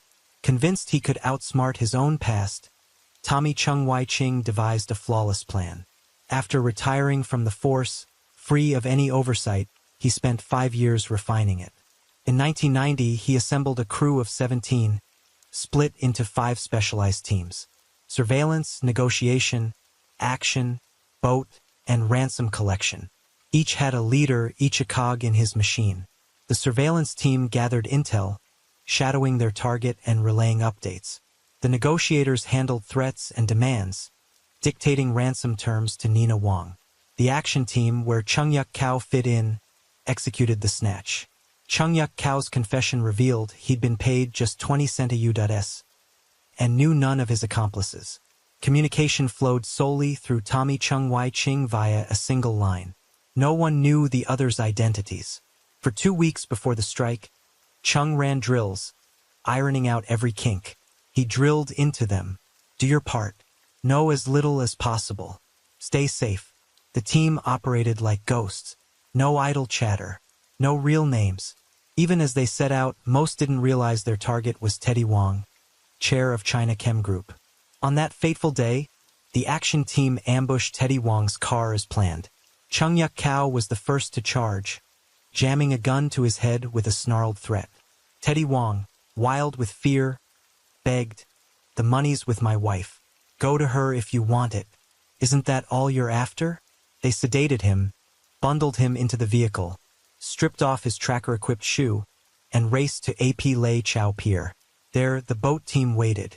Teddy Wong was shoved onto a fishing vessel and whisked into international waters. Meanwhile, the ransom collectors, Chun Chiyuan, Chung Chining, and others siphoned the cash and began laundering it. The plan was airtight until the collectors botched the final step.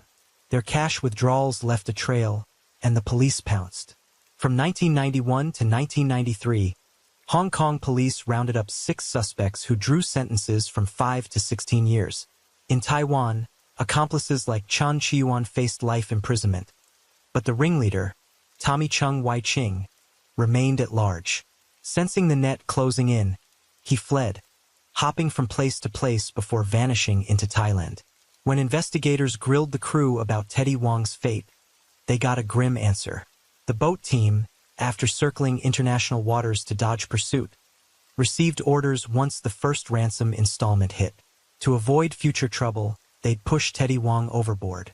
The claim sparked debate, unverified, contested. If true, his odds of survival were nil. Yet Nina Wong refused to believe it. She clung to the conviction that her husband was alive, perhaps held captive on some remote island, awaiting rescue. She launched relentless sea searches, desperate to bring Teddy Wong home. But no matter how hard she tried, no trace emerged. Teddy Wong's office stayed untouched, frozen in time, as if he'd never left. From then on, Nina Wong wore her hair in twin braids, his favorite style.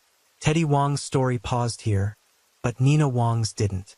Fueled by the belief he still lived, she sought aid from feng shui masters and fortune tellers. Whenever someone claimed to have seen Teddy Wong or knew his whereabouts, Nina Wong dropped everything to investigate in person. After the ordeal, Nina Wong took the reins of China Chim Group and swiftly proved her extraordinary business acumen. In a matter of years, she transformed it into a towering empire, emerging as Asia's richest woman, a feat that left the world in awe. 9 years after the kidnapping, in '99, Teddy Wong was legally declared dead. Yet Nina Wong refused to abandon hope of finding her husband. In 2001, one of the kidnappers, Chung Yu-Kao, was released from prison. Nina Wong offered $2.6 million for any scrap of information about Teddy Wong.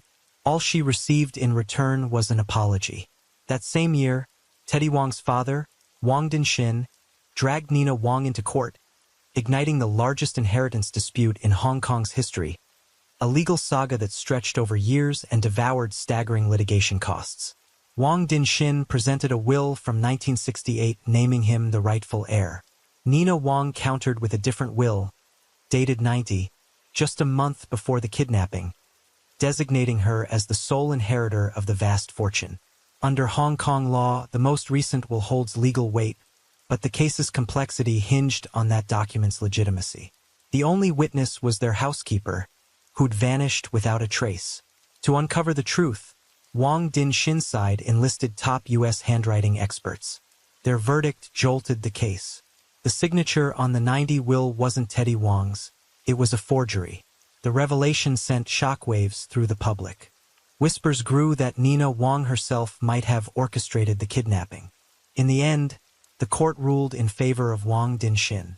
Nina Wong was charged with forging documents and arrested by Hong Kong's Economic Crime Investigation Unit. Still, she fought back with relentless appeals.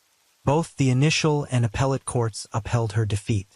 But in 2005, in a stunning twist, Nina Wang turned the tables at the Court of Final Appeal. The justices found no fingerprints tying her to the 90 will, meaning no hard evidence proved she'd faked it. With that, Nina Wang was officially recognized as the lawful heir, inheriting a colossal estate worth $5.2 billion. The 8-year courtroom clash between father-in-law and daughter-in-law became Hong Kong's longest-running elite legal battle. Though victorious, with a fortune in her grasp, Nina Wang had little time to savor it.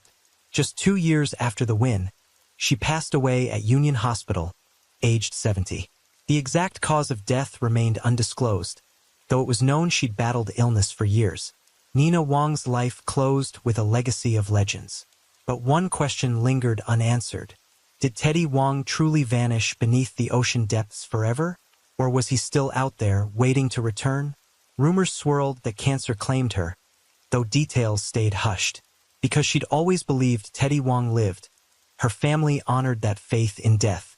Her obituary ran under Teddy Wang's name, without the black border reserved for the deceased, as if he still walked the earth somewhere. The $10.8 billion USD fortune Nina Wang left behind sparked yet another sprawling legal war. With no children, the inheritance became a tangled mess, igniting a fierce scramble for control. The fight centered on 2 wills. After years of litigation, Hong Kong courts ruled the 2002 will legitimate and the 2006 version a forgery. Accordingly, Nina Wang's entire estate passed to the China Chem Charitable Foundation. Yet, how that fund is managed remains a hotbed of contention. In 20C, Tommy Chung Wai Ching, the mastermind of the infamous kidnapping, died in Thailand at 85. Across his fugitive years, he lived lavishly, surrounded by multiple wives and reveling in unfettered freedom. One abduction irrevocably altered 2 lives. Nina Wang, once basking in sweet days with her husband, endured decades of anguish. Tommy Chung Wai Ching, meanwhile, lounged in opulence on foreign soil. And so, today's case draws to a close. This isn't just a tragedy of love and wealth. It's a stark reminder that fate can twist in ways no one foresees. Money buys power, but not happiness, nor can it reclaim what's lost.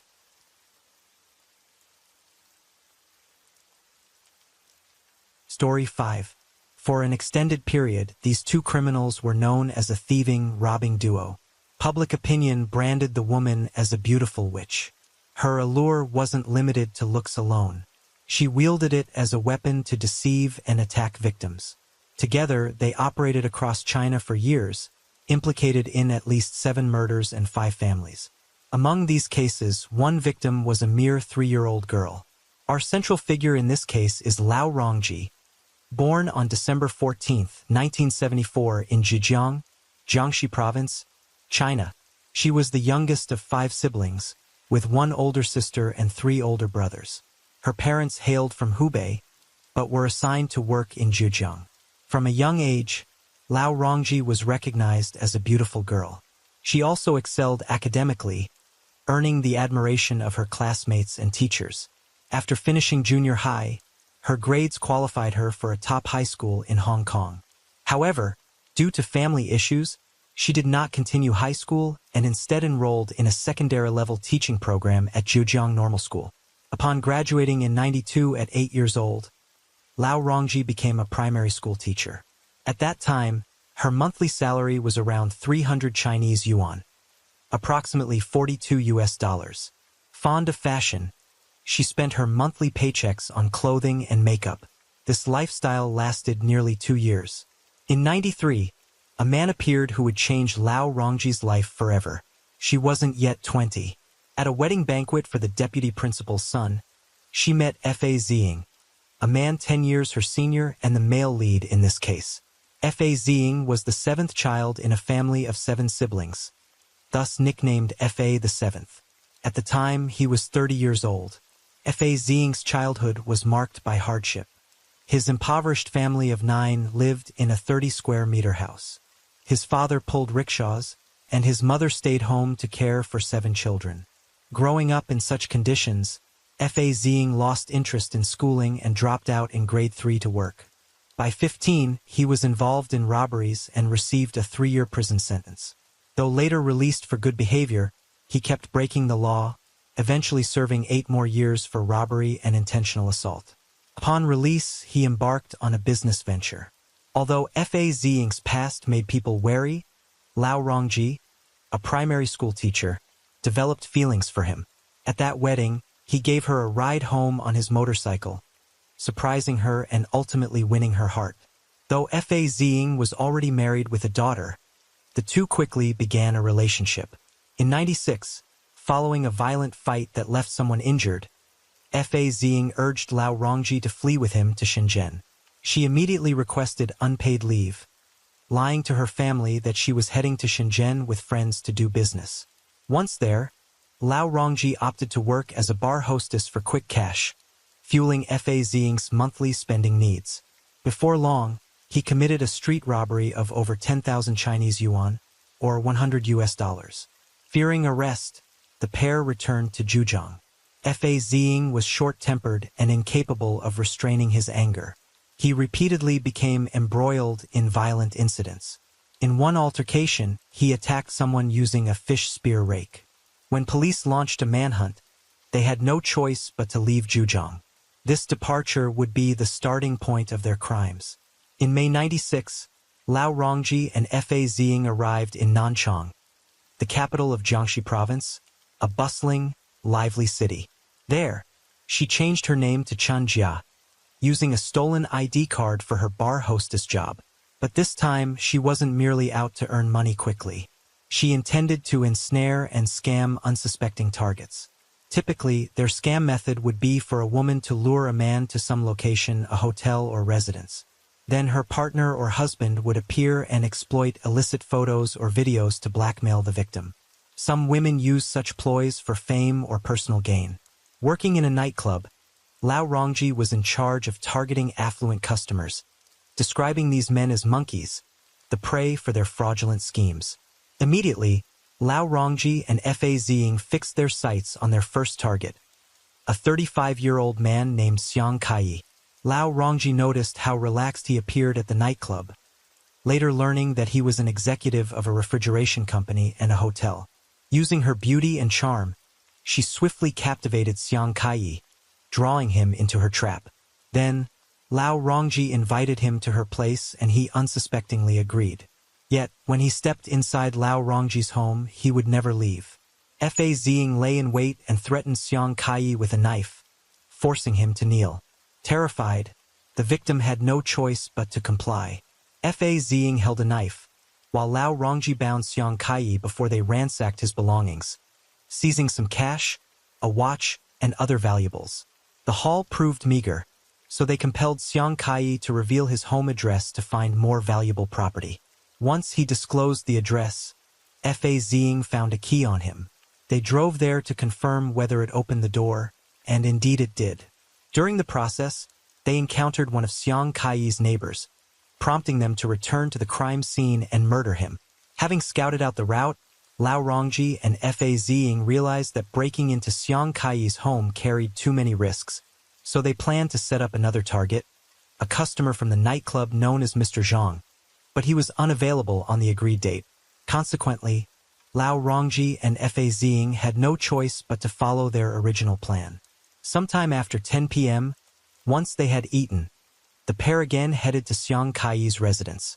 First, they cut the electricity wire at the door to prevent the family from noticing.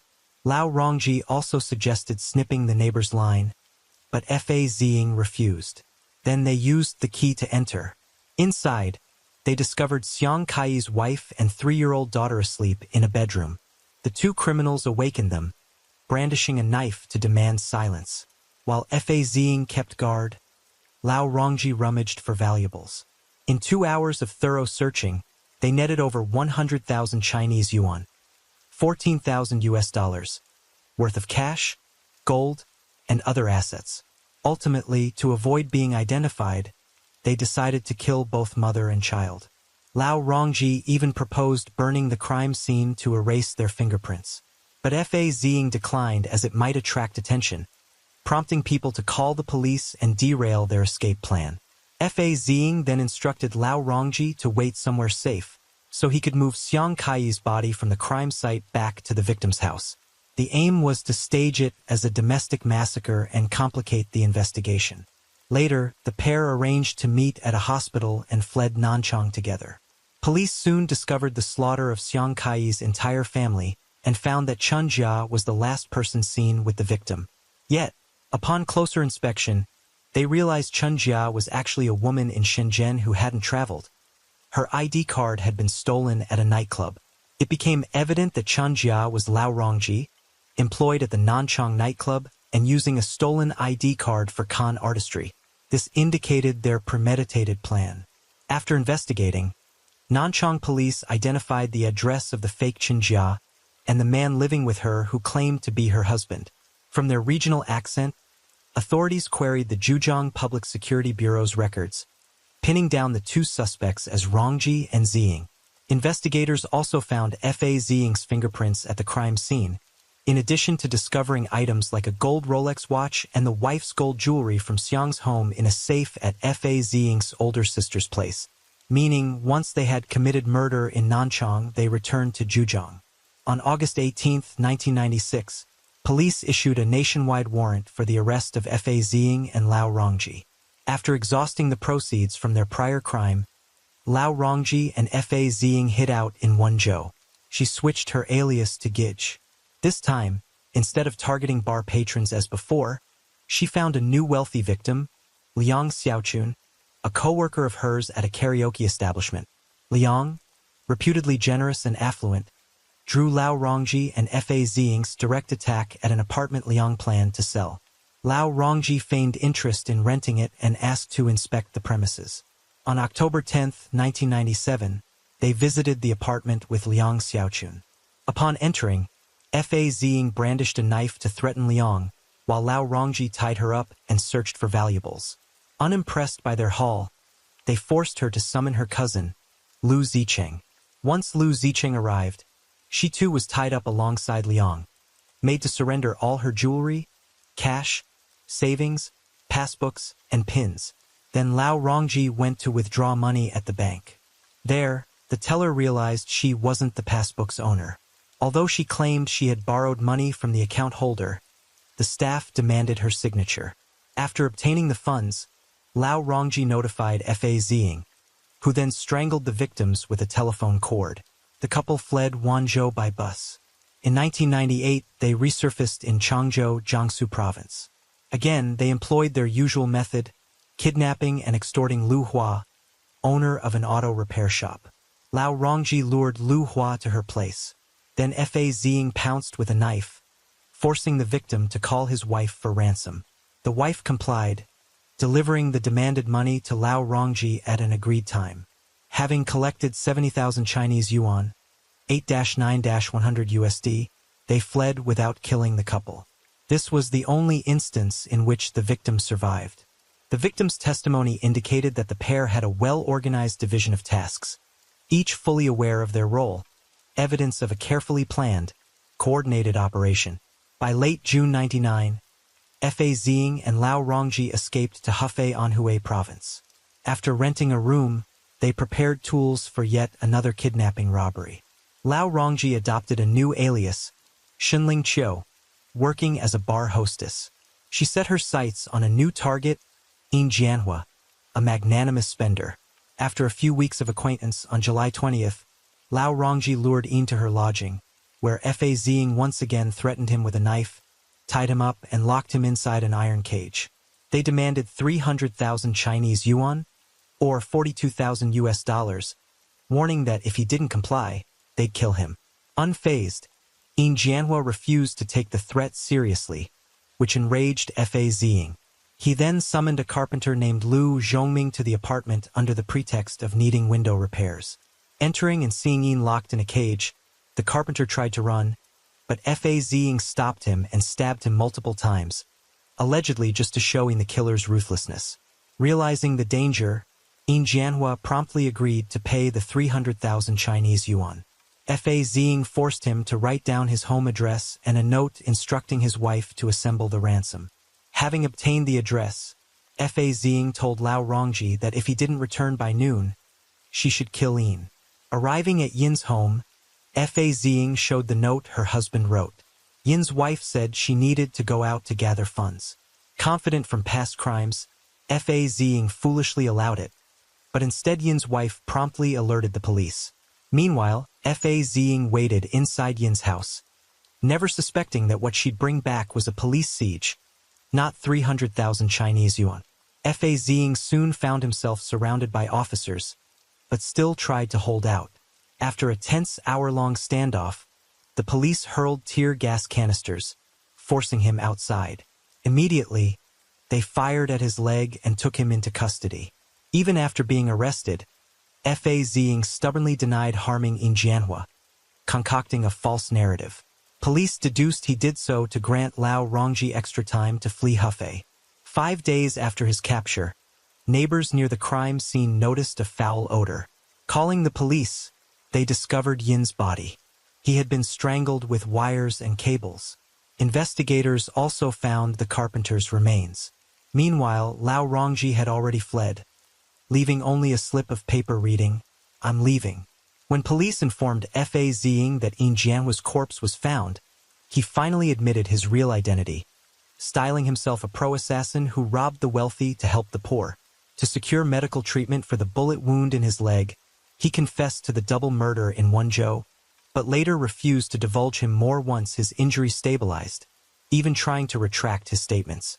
At the 99 trial, Fa Ziying claimed Lao Rongji was never present when he killed anyone, taking full responsibility.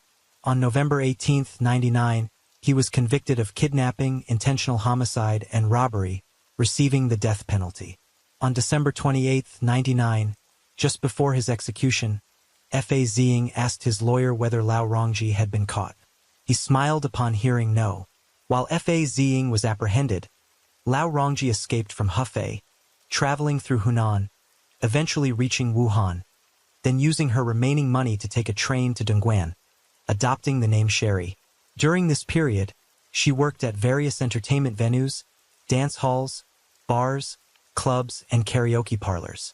But because she had no valid ID, she could only take short-term jobs. Later, she tried living in Zhengzhou, concluding that a bigger populace better concealed her from police. So, she moved to Xiamen, Fujian province, and gradually mastered techniques to avoid the authorities, living relatively comfortably. Besides prostitution, Lao Rongji sought to improve herself by learning piano, painting, and dancing, indicating her determination for a positive future. While on the run, Lao Rongji entered multiple relationships, one lasting over 5 years. However, her partner wanted marriage, and she couldn't produce ID to register, so they split. She later worked selling cars and watches. By then, the police were receiving an avalanche of tips from all over the country about people resembling Lao Rongji. They also added her family's DNA to the National DNA Database.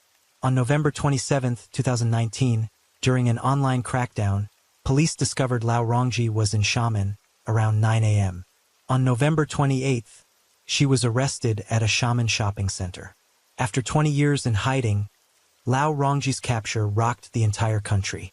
On social media, people buzzed with discussion, while others were stunned to learn that their colleague turned out to be a dangerous, wanted criminal. Many who knew Lao Rongji described her as optimistic, soft-spoken, highly cultured, and adept at interpersonal skills, completely at odds with her blood-stained past as a beautiful witch killer. Yet, in interrogation, Lao Rongji choked back tears, lamenting her regrets. She insisted that Fa Ziying had coerced her into their crimes. She was only in her 20s. She said she'd wanted to escape, but he threatened to harm her family if she fled, leaving her no choice but to cooperate. This trans-century case was extremely serious and convoluted, spanning 4 separate incidents and 7 homicides, prompting 2 years of court deliberations over Lao Rongji. On December 21, 2020, she faced trial for intentional homicide, kidnapping, and robbery. She recounted how, upon first traveling to Shenzhen, she brought along academic certificates, hoping for legitimate employment, but Fa Ziying forbade it, pushing her into prostitution. She also claimed she had no idea murders would happen when luring victims home. She merely expected robberies. Allegedly, she wasn't even there when Fa Ziying killed, or if present, she didn't see him act. Had she known, she insisted she would certainly have intervened. Realizing that she couldn't deny her involvement, Lao Rongji sought to minimize her role, arguing she was coerced. If the court deemed her a fully intentional accomplice, she'd surely face execution. Still, after 7 lives lost, a few simple denials would hardly spare her.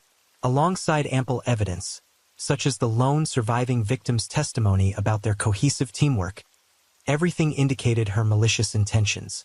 Moreover, after Fa Ziying's arrest, his statements showed that whenever he killed victims, Lao Rongji was aware and complicit. The final victim, In Jianhua, may well have died at her hands. On September 9, 21, Lao Rongji was sentenced to death, though she tearfully appealed, asserting she never directly killed anyone and did not deserve capital punishment. On November 30, 2022, Jiangxi Provincial High People's Court rejected her appeal, upholding the death sentence. Hence, after 2 decades on the run, the killer duo's crimes at last faced just retribution.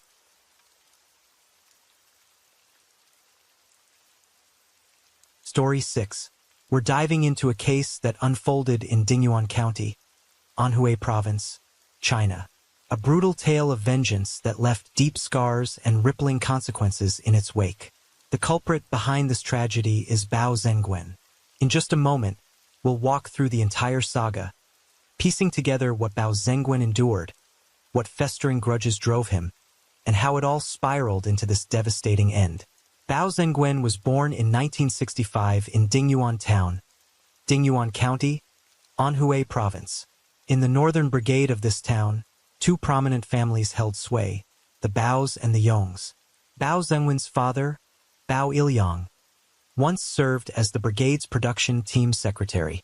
Leading the Yong clan was Yong Hua Sun, the production team captain. Bao Ilyang and Yong Hua Sun shared a bond so tight they called each other brothers. Whenever one family faced trouble, the other pitched in, closer than kin, practically one household. Yong Hua Sun had a nephew named Yong Fenghu. Fenghu lost his father young, so his uncles, aunts, and extended family doted on him, raising him with care. Meanwhile, Bao Ilyang had a younger cousin, Bao Ilan, known to all as Xiaolan. That made Xiaolan the aunt of our eventual perpetrator, Bao Zhenguan. During high school, Bao Ilan and Yong Fenghu were classmates. In rural China, generational gaps often blurred with age, nothing unusual there. Despite their familial ranks, their shared youth made it a non-issue. It was just titles after all. While in school, Bao Ilan and Yong Fenghu secretly fell for each other. Young hearts rarely heed family hierarchies. To them, love was simple. If you felt it, you went for it. But word of their romance soon reached both families. To the elders, it was an outrage, a scandal shaking the rafters. The family patriarchs Bao and Yong sat down to hash out how to handle this mess. Yong spoke first. If those two pair up, will you call me uncle or brother after this? Bao Ilyang molded over and saw the snag. If it went ahead, the Bao family would lose face big time. Both clans were pillars of the village. After heated debate, they agreed. Each would go home, talk sense into their own, and snuff out this affair fast. Bao counseled his cousin. Yong scolded his nephew. Back home, Bao Ilyang urged Xiaolan not to disgrace the family. She listened, thought it over, and gave in. But things didn't go as smoothly at the Yong house. Fenghu wouldn't let go of his feelings, stubbornly refusing to break it off. In the days that followed, he kept seeking Xiaolan out. His persistence only annoyed her, pushing her further away. Fenghu, though, was convinced her cold shoulder came from family pressure, not her true heart. He couldn't accept their bond was that fragile, so he kept chasing, pestering her. What started as indifference in Xiaolan turned to outright disdain. She wanted nothing more to do with him. The tipping point came on New Year's Eve 1979. Over Xiaolan, Fenghu clashed bitterly with his uncle Yong. After the blowout, he stormed off, heading straight to the brigade's cotton processing room to crash for the night. Early on New Year's Day, still groggy and lost in thought, he heard a knock. Opening the door, he froze. There stood Xiaolan. His heart leapt, but her words cut like ice. I'm here to tell you it's over for good. Give me back my letters and stop looking for me. Feng Hu reeled, disbelief turning to fury. He grabbed her collar, pinned her against the wall, and snarled through gritted teeth. Say that again. Tell me this isn't real. They're forcing you, right? But Xiaolan ignored him, struggling to break free. That's when Feng Hu lost it. He seized her hair, slamming her head against the wall over and over, shouting, I've given up so much for you. How can you do this to me? I turned my whole family against me for you. His rage exploded into a frenzied attack. Moments later, Xiaolan crumpled to the floor, lifeless. Realizing she was gone, Feng Hu panicked. He hadn't meant to kill her. It just happened.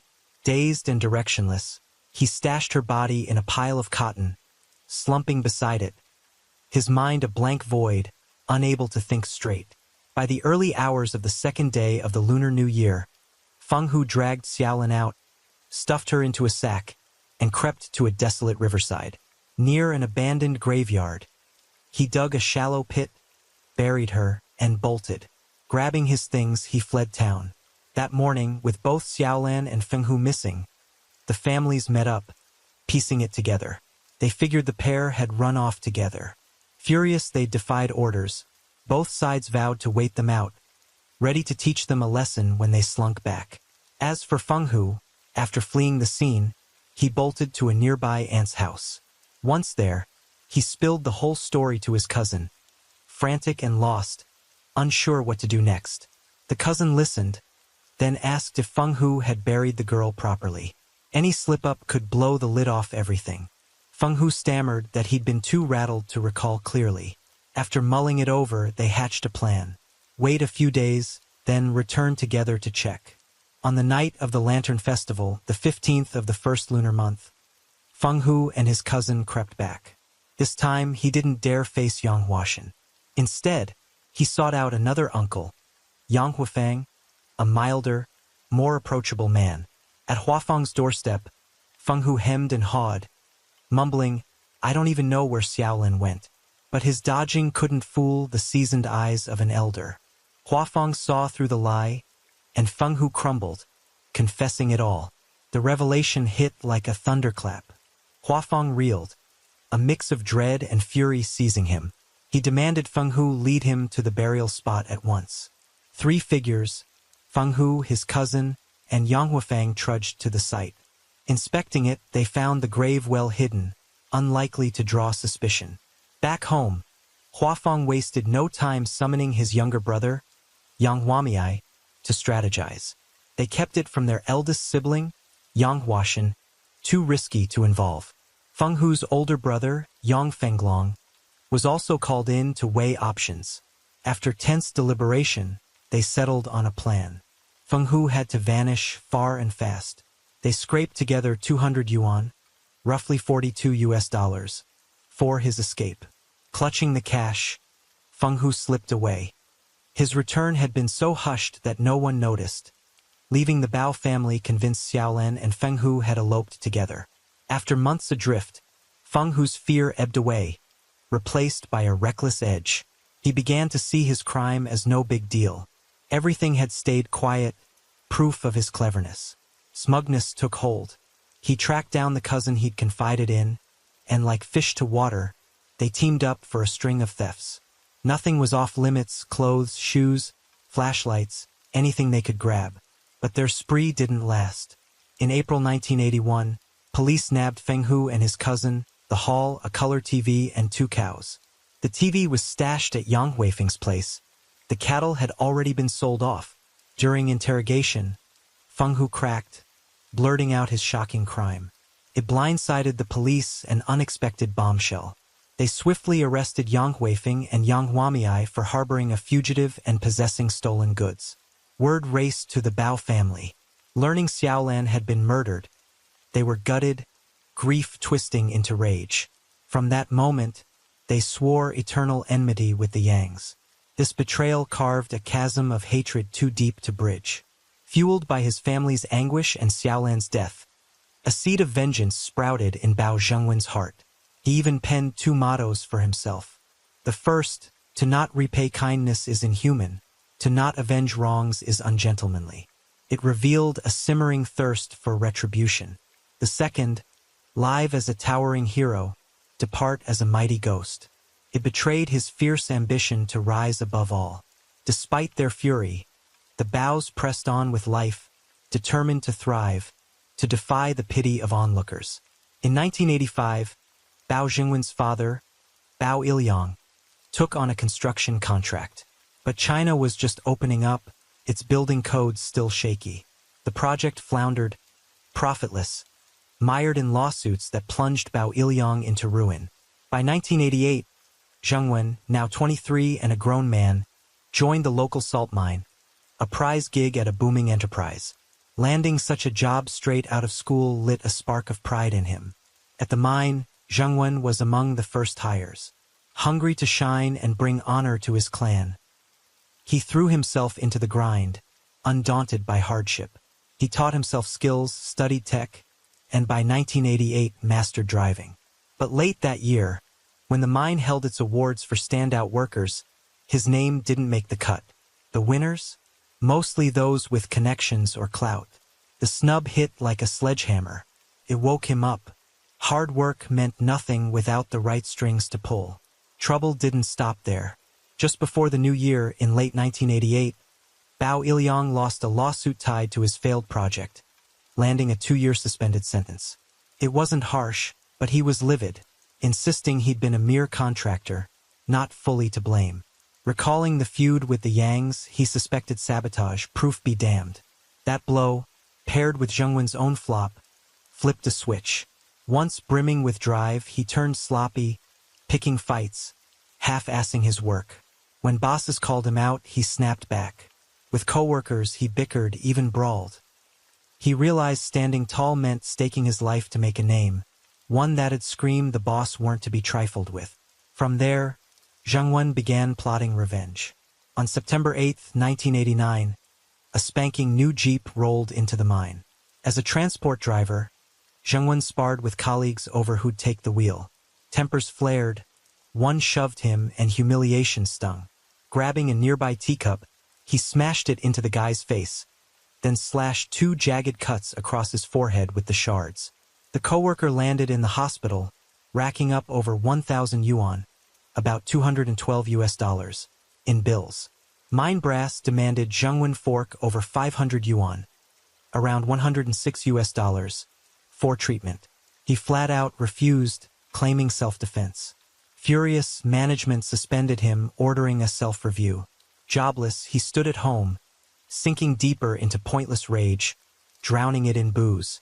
One day, 3 buddies dragged him out drinking. They hit a restaurant, guzzled hard, and let loose. Staggering back, they bumped a cafe worker, a petty clash that erupted into a 4-on-1 beating. Cops stepped in, fining each 250 yuan, roughly $53. These petty slights piled fuel on Zhengwen's fire. He'd had enough. On October 22, 1989, over lunch at home, his mother scolded his aimless life, pushed him over the edge. He ditched the meal, stormed to his room, and sprawled on the bed, mind spinning. Memories flooded in. His aunt's wrongful death, his father's sentencing, his own failures, the sneers of others. It was a blaze begging for oil. At just past 1:30 p.m., fury boiling, he shot up, scribbled a final diary entry. If I don't make the Yangs pay in this life, I won't rest in death. From today, everything changes. Then he walked out, silent, telling no one where he was headed. Bao Zhengwen wandered along the northern stretch of Quang Road, his steps aimless, his mind a whirlwind of vengeful thoughts. By just past 2 p.m., he reached the grain store, brushing past a few familiar faces. Once, he'd have tossed out a greeting or a playful jab. But not today. Silent, he avoided their gazes, his eyes darting instead to the vehicles rumbling by. At 2:20, a Dongfeng truck from the salt mine rolled up and halted nearby. The driver hopped out, tugging a hose to fill the tank. Spotting his chance, Zhengwen didn't flinch.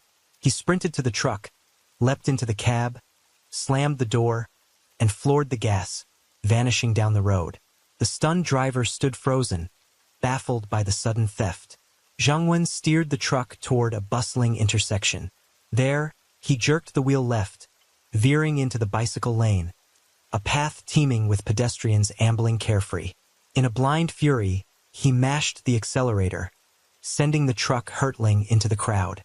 In less than a minute, it struck 17 people. 8 died instantly, 9 clung to life with grievous wounds. Rushed to hospitals, 2 more succumbed, pushing the death toll to 10, with 7 left, severely injured. The scene turned apocalyptic. Cries for help pierced the air. The truck only stopped when it smashed into a tractor, mangling its engine. Zhang Wen scrambled from the cab, abandoning the wreck, and bolted through a nearby market. Scaling a wall at the local high school, he snatched a bicycle and pedaled hard toward Hongxing Eatery in the city's northern quarter. His target, Yong Huashan, the man he'd hated for years. But when he arrived, Yong wasn't there. Rage boiling, he peeled away, racing across town. On the way, he passed a communal kitchen dorm, slipping in to grab a cleaver. Armed now, he sped to the North City Hospital, where Yong Huashuan's brother, Yong Huamei, worked as a doctor. Stepping into the hospital, Zhang Wen moved with eerie calm, though suspicion flickered across his face. Inside, Yong Huamei lingered in a quiet moment with his wife and infant granddaughter. The wards that day were nearly empty. Zhang Wen gripped the hidden blade tight, striding straight for Yong Huamei. Keeping his cool, he spoke with a strained edge. "My hands hurt. Patch it up." Yong recognized him instantly. That strange glint in Zhang Wen's eyes, the icy tone, and their family's blood feud set off alarm bells. Still, he played it steady. "All right, follow me to the observation room." Leading Zhang Wen to a small eastern chamber, Yong barely had time to react before Zhang Wen slammed the door shut. In a flash, he yanked the cleaver free, his stare blazing with hate. Blade in hand, Zhang Wen lunged at Yong Huamei, slashing twice at his throat with vicious force. Bleeding heavily, Yong grabbed a nearby chair to fend him off, bellowing for help. The cries reached his wife, cradling their granddaughter next door. She dashed in, grappling with Zhang Wen. He spun, swinging the knife at her head. She crumpled, blood gushing. In his frenzy, he turned on the baby girl, slicing her face, a wound so brutal it blinded her in one eye for life. Amid the chaos, Yong Huamei broke free, staggering into the hall, shouting for rescue. Another doctor rushed over, tackling Zhang Wen to halt the onslaught. But Zhang Wen's rage had consumed him. He whirled, slashing the man down in a flurry of blows. Yong Huamei fled the hospital, stumbling into a nearby welfare center. He barricaded himself in a room, but Zhang Wen wouldn't relent. Hacking the door until it splintered, he burst in. Yong fought back, slipped out, only to collapse outside by a flower bed, drained and bleeding out. Zhang Wen caught up, pinned him down, and unleashed a barrage of stabs to his neck. Within moments, Yong Huamei was gone. Standing, Zhang Wen gripped his victim's head in his left hand, the gore-slicked cleaver in his right, and walked off, calm as death itself, toward the welfare center's gate, where police awaited.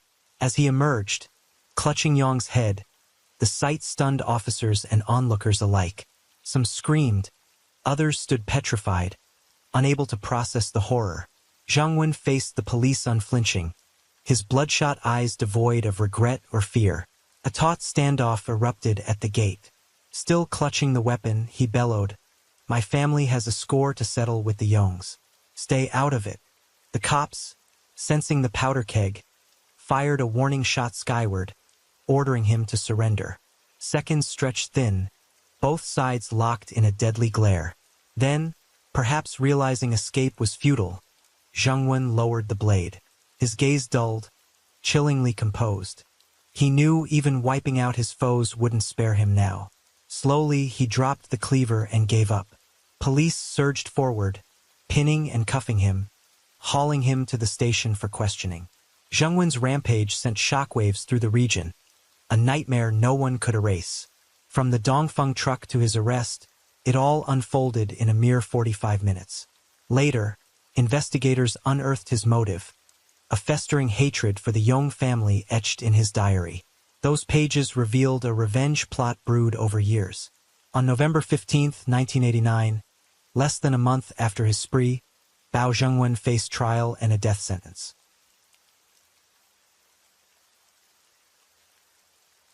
And the night deepens. Thank you for being here with me at Radio Night Crime.